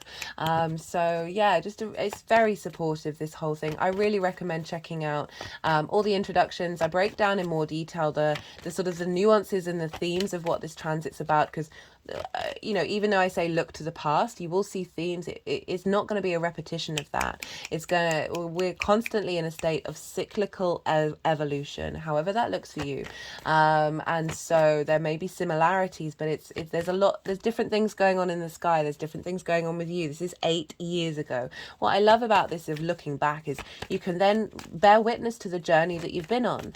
Sometimes we forget, because when we assimilate and bring something and integrate something into our being, that can feel very comfortable in the normal, and then we forget, oh no, but we were like this, or this was like that, but we've grown so much. So that's a great thing about a retrograde. And so what else? Look to where the Sun and Venus are in your chart, because the Sun rules Leo. So wherever the Sun is in your chart and the themes of that sign and the house that it's in will apply to this Leo transit. So that's getting activated, as well as looking to where Venus is, because what Venus is doing is she's the same Venus that's in your chart. She's now just in a different space and different evolutionary growth, as are you. That wherever Venus is going to be impacted by this journey. Themes of wherever Venus is may show up as well, just to give you a more nuanced idea of how this is going to turn up in your life. So Leo, the heart, that sort of radiance, the sense of the performer, the wanting to shine the light on the others, shine the light on the world. Maybe opportunities will come in for you to be able to show that to others, to engage in that. Maybe sharing your knowledge and your wisdom with the outside world, may be starting a new cycle with that, and sharing that love and helping facilitate and support others, as well as be facilitated and supported in return. So we've got this retrograde, we've got the shadow phase, which starts on the 19th of June. All of this is in the description box. I know it's a lot of information. And when we have the shadow phase at the beginning, this can show up really loudly. It can show us big signs of what that retrograde is going to be like before the retrograde actually starts. It varies. Like I've noticed difference in from my personal experience and that of the people around me and clients. So it's all going to be very specific. But it can show up very loudly. So we're in a state of observation, we're in a state of contemplation, of planning, of thinking of lots of different directions to go on. It's not this direct straightness that we get when planets are in direct motion. And this is a wonderful time of strategizing, wonderful time of being in a state of observation, and just being mindful and seeing what comes up. And not necessarily, if you do look to the past and go, oh, it's going to be exactly the same, don't do that. Just see the themes and be open and be aware of what might come up. It might be different, and you can go, oh, this is different. Why is this different? How have I grown? How have I evolved? All of this stuff just helps us be more mindful with the energies that are around us, so we can then start to co-create. I sometimes feel like once we sort of got that lesson that we might have taken a little longer to do, if we haven't been in a state of observation, that brings in new lessons, right? Brings in new opportunities, because your frequency's changed. You've evolved, you've grown, you've worked with those energies. You're sort of on board with the agenda. So because we are dealing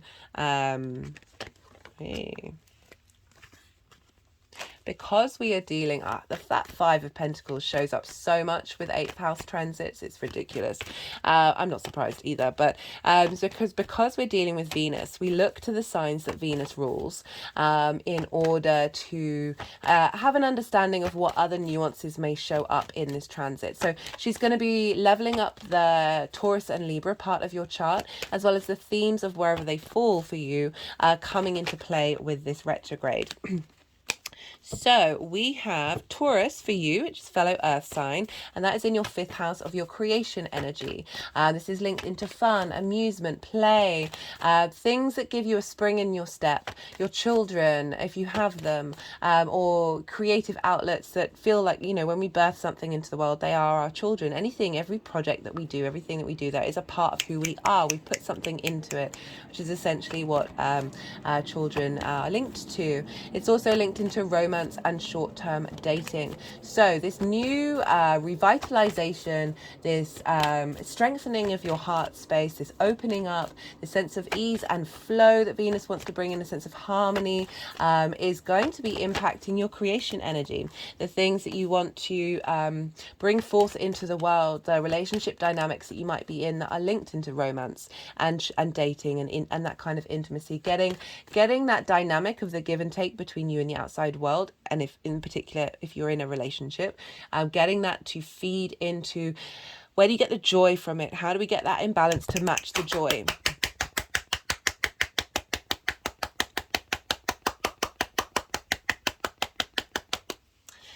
We also have Libra, and for you Capricorn, that is in your 10th house. That is your career, your life purpose, your reputation, how the big outside world sees you. Very powerful house. And so we've got this interesting dynamic between your creation energy, your life purpose, and the give and take between you and the outside world. So it feels that there's a combination of things. It could be linked into your children and how that is linked, because life purpose isn't just about work or like a job. Your children, a drive to bring in a dynamic that is facilitating the heart growth of both you and your child, that is part of your life purpose. This could be your creative energy, the things that you're doing that bring you joy, that are influencing your life direction, that have reaping the benefits that might from the outside world, that might help facilitate that expansion of that creation energy into your life purpose.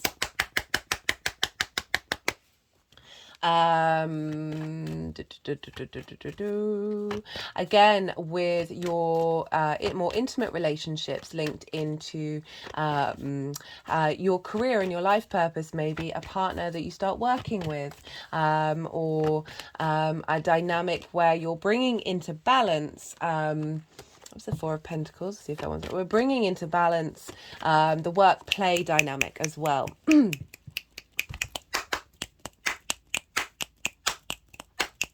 Because sometimes we can work too hard or play too hard. Everything in moderation, including moderation. So again, Venus is wanting to bring in something that is going to start a new cycle of growth and learning. The Venus cycle is very entwined with Earth. It is a truly spectacular thing. I put reference to Ariel Gutman in the description box because she's done phenomenal work on the cycles of Venus. So there's a lot of depth here. It's a very important transit for us all. It's a personal planet. It's what moves us, what moves us to connect, what moves us to find pleasure. And that pleasure isn't just linked into intimacy. I always get a bit frustrated that that's sort of the go-to idea, the instant response mechanism that we have to it. But that is pleasure of existing in the 3D world. It is it's the pleasure of doing something and doing something well. It is the pleasure of taking care of your children.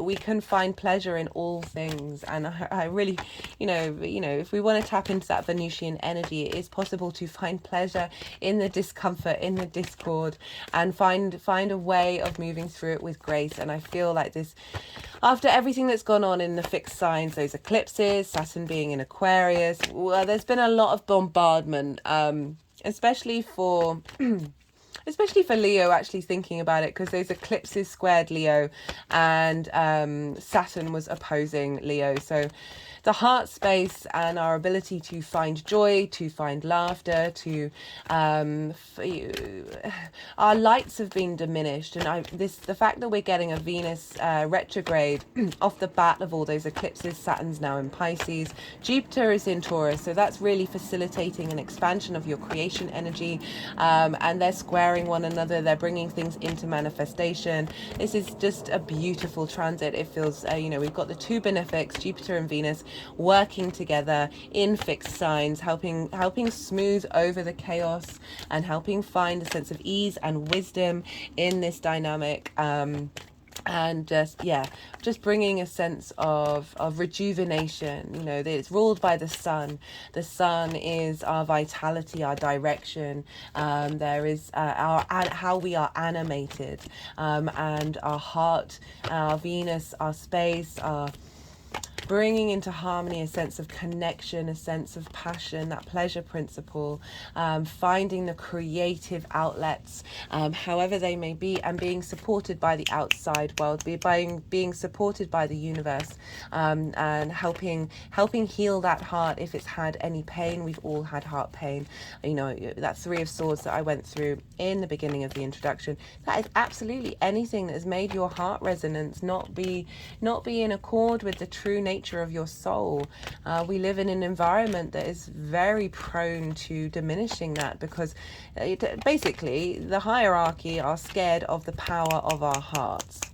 They want us divided, they want us othering, they want us separating, and they also want us to feel like we must attack those who are of a different space of us. And it's very boring. It's very dull. And maybe this is a practice that I love to do, and you know, is wishing people a good day, wishing people a good evening, wishing people a good weekend, hoping that their day at work goes well, smiling at people. These are things that you can do to tap into that Venusian energy with the 8th house of the give and take between you and the outside world. And honestly, you think about the butterfly effect, the ripple effect. This is just, it's so simple to do, it's so easy to do, and it's just such a wonderful way of engaging with the outside world. And yeah, it's, I mean, I'm sure it's quite a common practice with people. I think it's because I live in London. Like, you do notice that is not a thing. And yes, there is a joy of the anonymity that you can get of living in a big city, but yeah, there's a way of finding balance between the two. Right, so I'm pulling cards for 4 piles. The first pile is sort of the energy of Venus in general, moving through Leo for the next 4 months. We've got the second pile, which is bringing in that initial shadow phase as well as the retrograde.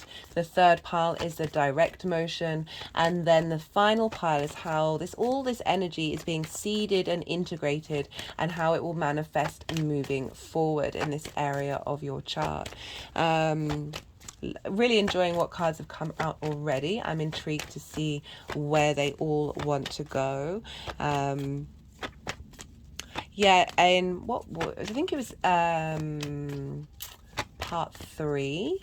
I sort of talk about the journey of the sun, because the sun is going to move through, I mean, it's in Gemini now, and it will be in Cancer for most of the shadow phase, Leo for most of the retrograde, and then Virgo for the rest of the shadow phase, and then Libra for the tail end. So maybe look to these areas of your chart, because we're going to see a shift and change of what Venus is doing over these next 4 months, different priorities, because the sun will be in a different space, and wherever the sun is will be affecting Leo. So the themes of those signs, those houses will be helping you navigate this cycle.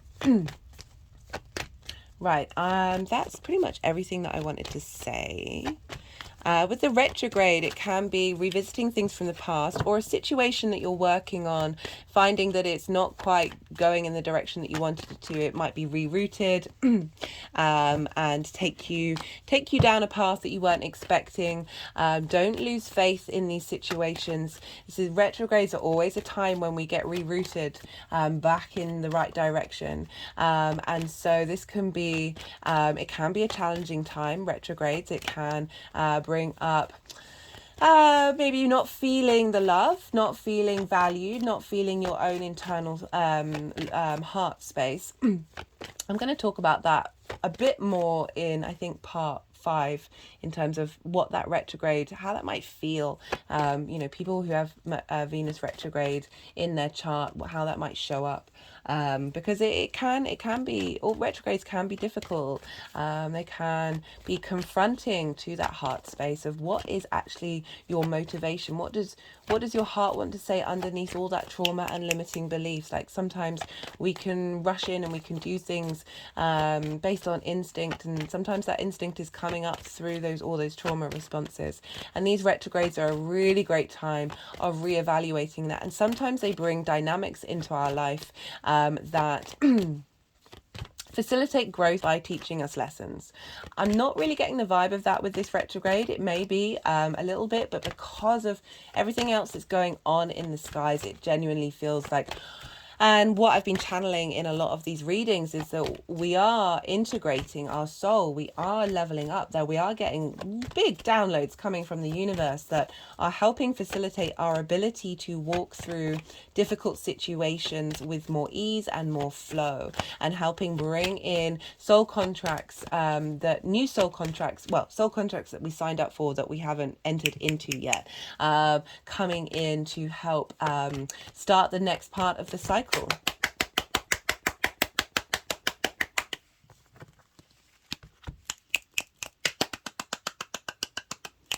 Okay, this is when I'm going to go quiet. I'm going to let the energies do what they need to do. They will move the cards around and they will put them into different piles. They want to do some energy work. And this is then when, this is like, you just had a lot of information. So this is a time of integration, letting that all settle, digest in, seeing what intuitively comes up for you. I certainly know from my experience, from those around me, and for those I've interacted with, that this retrograde is showing up already. I've seen a lot of people reevaluate relationships in the last couple of weeks. I mean, that's not the only thing linked into Venus, but it is part of her dynamic in order to get you to understand your value and what, you know, rather than being submerged in something else. It's like, no, like really empowerment here with Venus and Leo. It might not have shown up for you. It all depends. Like, it varies. It really does. It's not limited to one particular frequency and one way of showing up. But just figure out, like, sit with your intuition, see what pops up into your head of how this may relate to you, so you can engage in that energy early on, and then start to co-create, which is a beautiful thing. Right. So I'm gonna be quiet now, guys. I've just put the Hermit over my heart chakra.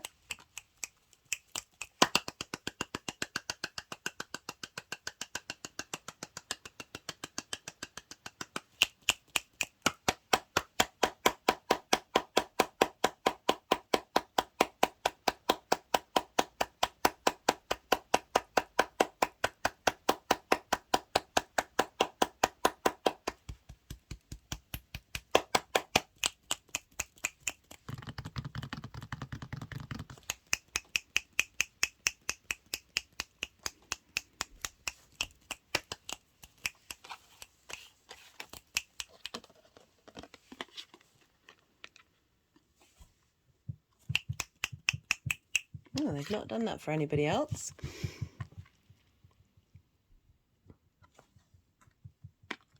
You know, I did, if you haven't watched the introduction of this part, I read out the description of that card, as well as the carnelian crystals that we have here in a flame. So it might be, if you haven't seen it, to go back and watch it and see how that might resonate for you.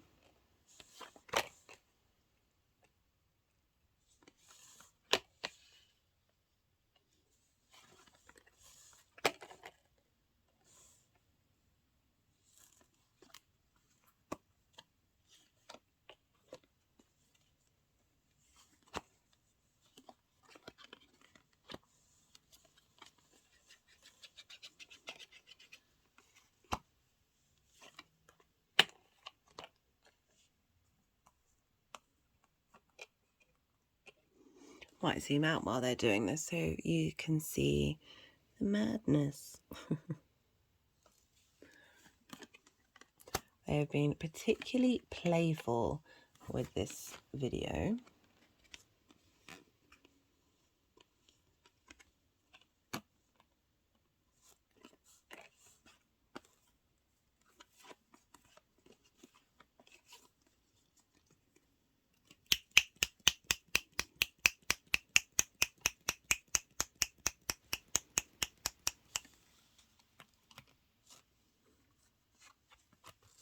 Yeah, I've got a real stillness and calmness in my body.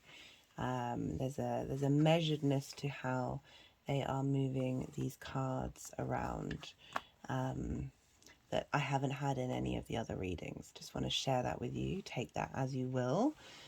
See what comes up.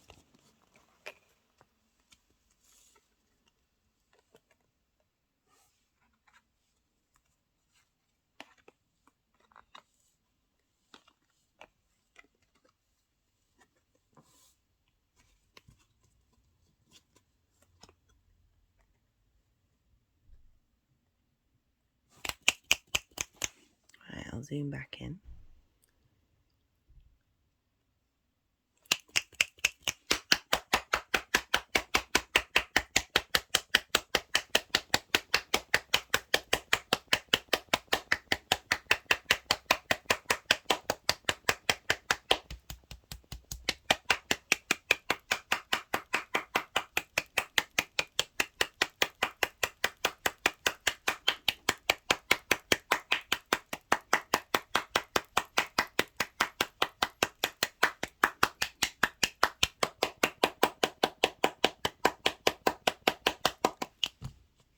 just had an energetic release then.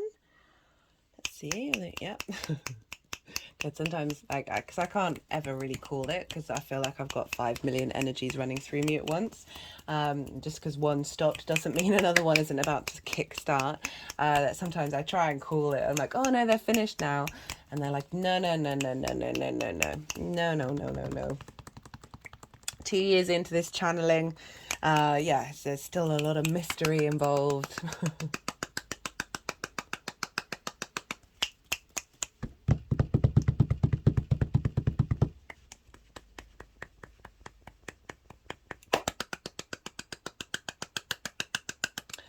So far, I'm really loving these 2 threes, the 3 of Pentacles and the 3 of Cups, the sense of collaboration and harmony with the 8th house. I'm really liking that.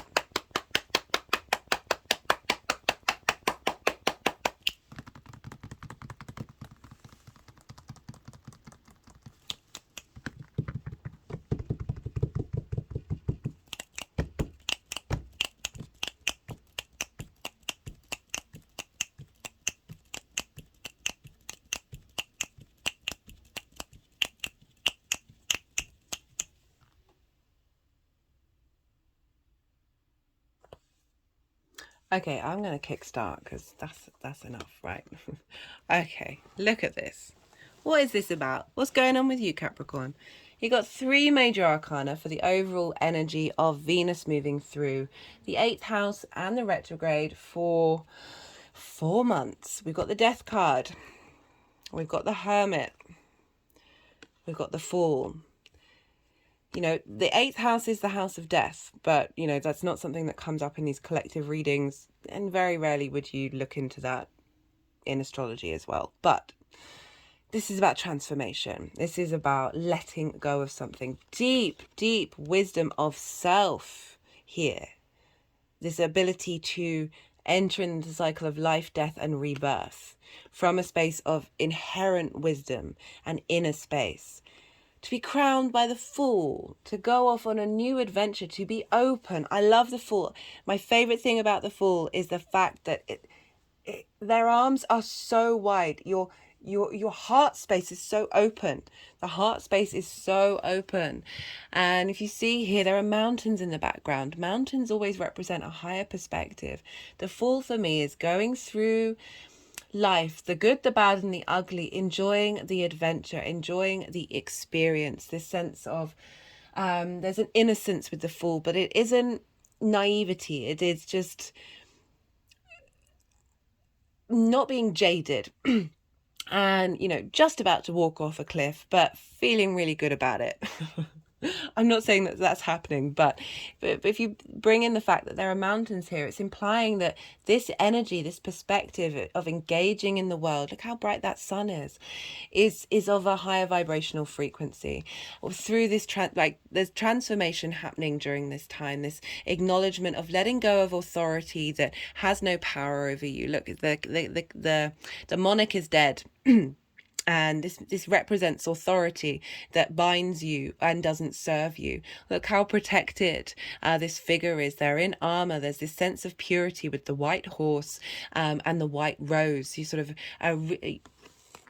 look here. Look what the Fool is holding. Look what's here. This sense of a cleansing of an old dynamic that may have blocked your ability to see your own wisdom and what you have to offer and share with the world. And just we can get jaded with the outside world. It's so natural after everything that's gone on for time immemorial, really, but really the last couple of years, and everything that's still happening is like, oh my goodness me. Just this combination's gorgeous. I really love this. And you look, the sun is popping out here. The sun is high up here. You've gone through this transformation. There's a sense of your inner light being cultivated again on top of mountains. The real teacher and the wisdom of sharing things and sharing this new journey. Love this. Love this.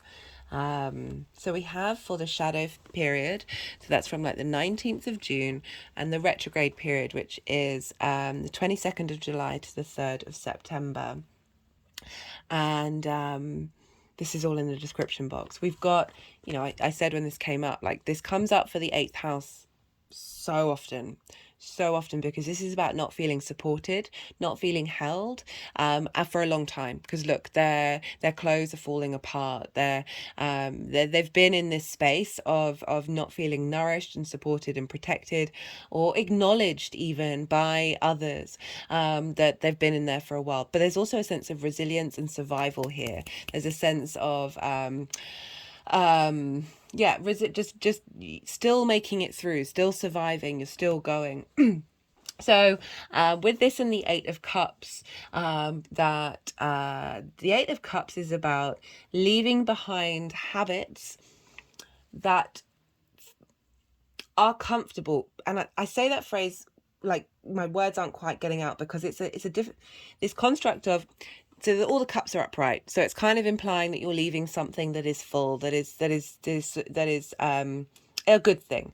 But I link it into those habits, those limiting beliefs, those trauma responses, that love language that we learn from a very young age, that keeps us, that recreates itself in our environment, because it's coming from deep in our unconscious. Look, we've got the moon here, how these things can be very difficult to walk away from because they feel comfortable, even though they are not necessarily serving us in a way that's from a space of nourishment, love and support. So this combination is highlighting that things may come up that may help you look at this space and help reveal this space for you to then go and walk on it. Look, we've got another mountain. The whole thing with the 8 of Cups is leaving this situation and going off on a journey to get a higher perspective.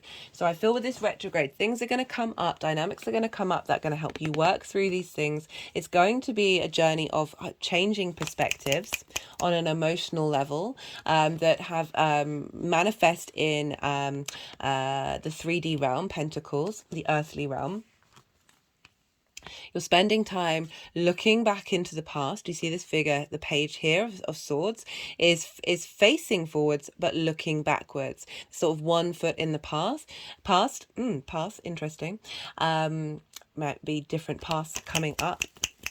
It is the retrograde, so interesting.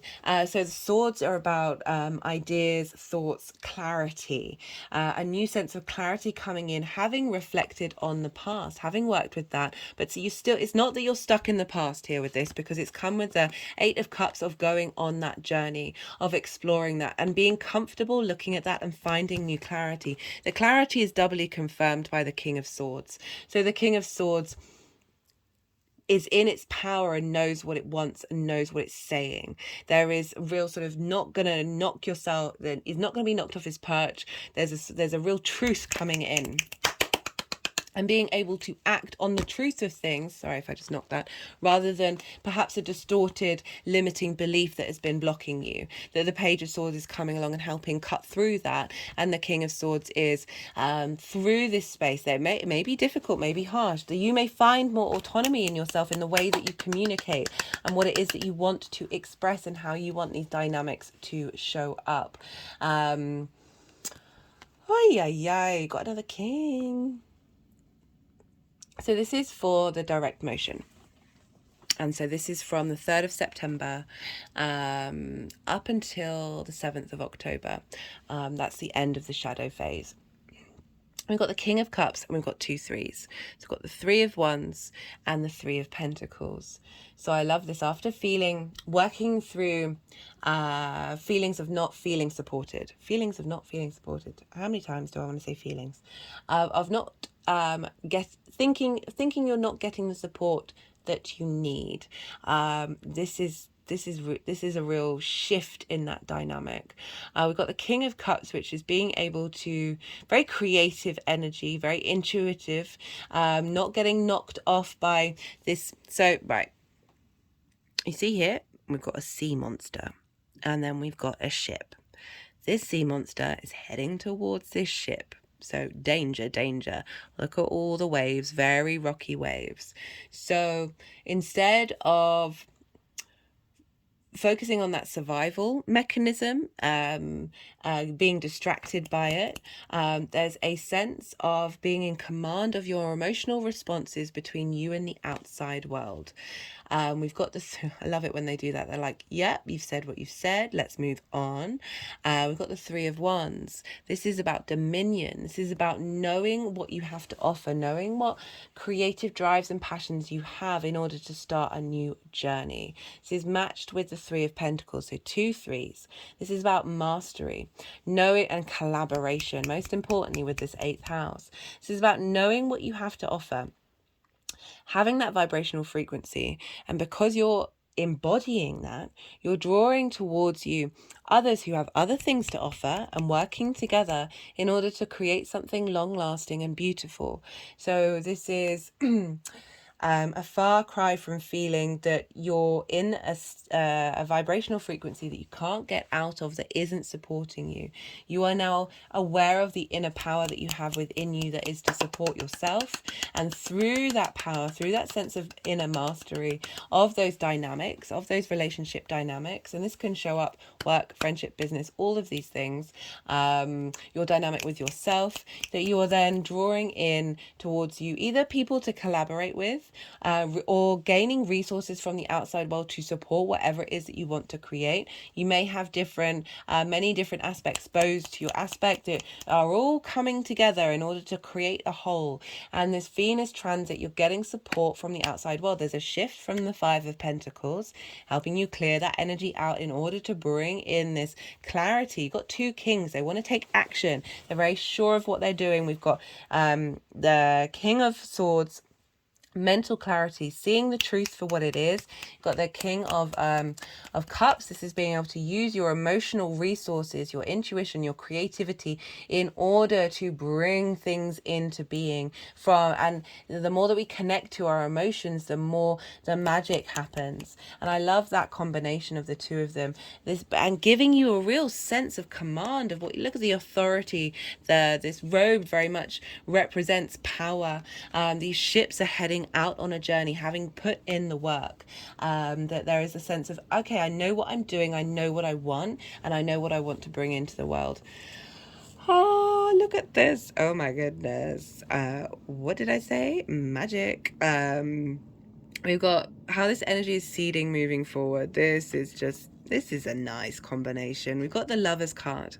So again, for some of you, this may be linked into intimate relationships where you're now in this space of equality. You're able to communicate with one another, share resources from a space of integration, a sort of space of knowledge, a space of understanding. This is about being at a crossroads and making decisions, but it's also about this connection between the feminine, masculine, and spirit, bringing them all together, enjoying all those different parts of yourself, enjoying all those different parts of the people around you. The more that we integrate, the more that we're able, more options come up as well. The Lovers is also about options. I think the original depiction was of a man and 2 women, and he's having to make a choice. So options, but options with the outside world, the resources coming in, the different pathways that you can engage in. Oh, I love it.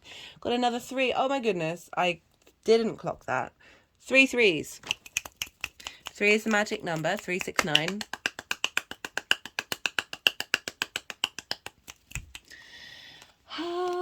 So the 3 of Cups. There's harmony here. They're in flow. They're dancing with one another. There's a sense of equality. There's a sense of appreciation. There's a value and celebrating the qualities that you can bring together from an emotional space. We've got the Magician crowning. This is about knowing you have the resources you need in order to take the action that you want to do to create in this world. With this energy as well, it's like finding the very Venusian energy, finding the joy, the flow, the pleasure, but being able to make right decisions, to bring in the right resources, to create the things that you want to create. The outside world also celebrating you, celebrating what you have to offer, what you're bringing to the table. Also the universe protecting you. Oh, my hands have just gone over my heart chakra, and celebrating the journey that you've been on, and thank you for being you, and thank you for sharing that with the world. Ay, ay, ay. Right. Let's pull some clarifying. That is not a word. Clarification cards. All the decks are in the description box if any of them take your fancy. This is the numerology deck. Let's see what wants to come through for Capricorn. I'm just being reminded of so many readings that I've done for you, Capricorn, where it's all pentacles, all work, like really putting in the hard graft. And I'm just thinking of this card. This is a lovely card. This is celebration. There's ease. There's like a let up. There's a sort of, you can breathe and relax. It's not about stopping everything and not taking action. It's about allowing yourself to bring all of these elements together of not being it all work, no play. Right. What's coming up? And the Magician, right, it's Mercury, communication. So if we're dealing with one-to-one relationships, if you're dealing with your partner, your spouse, long-term commitment, the Magician is about communication as well, because it is the Mercury card.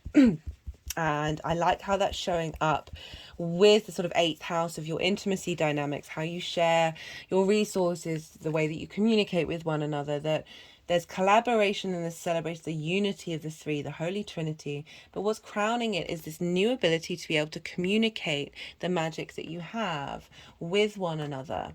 And by doing so in an open space, in an open way, but with clarity, with a sense of really being able to see the truth underneath all the trauma responses, that we're able to be in our own strength and collaborate with one another from emotional groundedness and responsibility. Oh, we got teaching and learning. That was one of the cards that came up.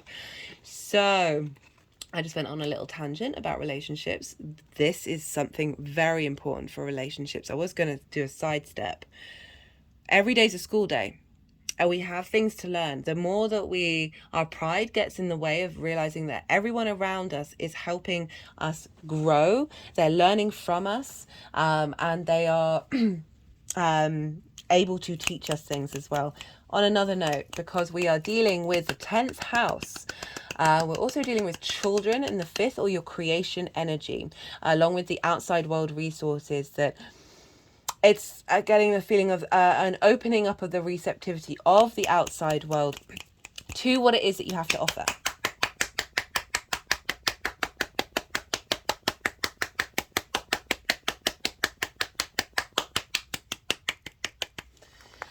Woo! Okay, let's pull a First Light Tarot.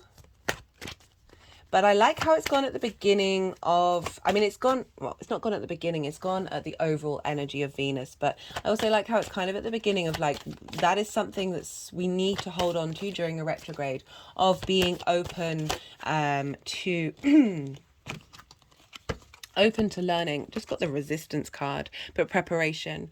And they like, with these cards, they like to focus on the words of you've either been put, well, I've just said about how so many of your readings have been work.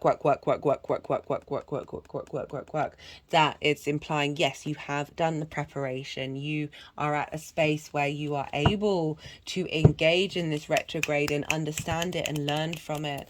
Work with the goddess. I'm going to pull another card. Hierophant, trainer, wisdom, understanding, mentoring. Shut up. This is Taurus. This is Taurus. This is your creation energy, whether that's things you're bringing into the world, children, your children, other children, your creative energy, the things you get amusement from and play from, getting playful with the way that you express and share your knowledge and wisdom. Bringing people into your life from the outside world that can learn from what it is that you have to share, as well as learning from them. I've just never really I never really looked at that card properly in terms of the visuals. That is a fun thing to look at. My eyes are just like, it looks a bit like a jellyfish.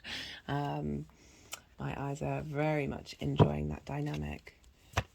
Jupiter's there, Uranus is there. We've got that square between that 5th house and the 8th. Like, things are coming into being. Parenting. As I was talking about the 5th house, looking at the number 5. Yeah, this is just mirroring everything that I've just said about, for those of you who have children, this is a dynamic. For those of you who are working with children, you tending to, like, as I said, like your creative outlets, the things that you birth into the world, they can feel like your babies, they can feel like your children, that you're now seeing those things go out into the world and watching how you respond to that. And like whether you want to be protective or you're allowing it out there might be criticism that you've got to work with, and you just got to be at peace with it. Like, how are you the parent to your creative outlet? But it's going with wisdom, understanding, and mentoring. So I feel like there's a groundedness with that Taurus coming through, of you being very much in command of how you are navigating the situation.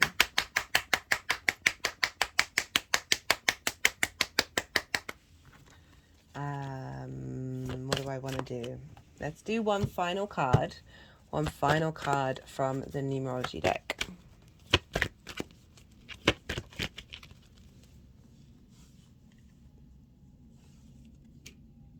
Let's move that ring light away.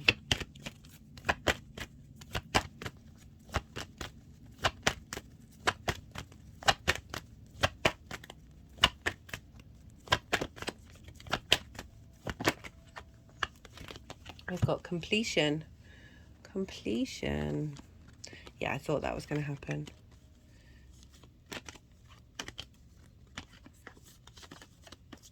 So it's wanting to go that this feeling is getting cleared out.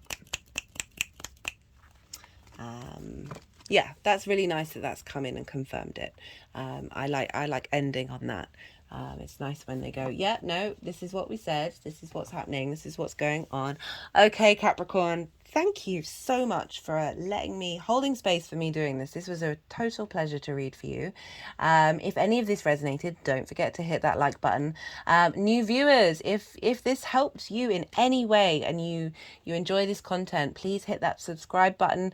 It'd be lovely to have you engage in the channel energetically. Just on a personal level, I love to hear about how the astro weather is affecting everybody.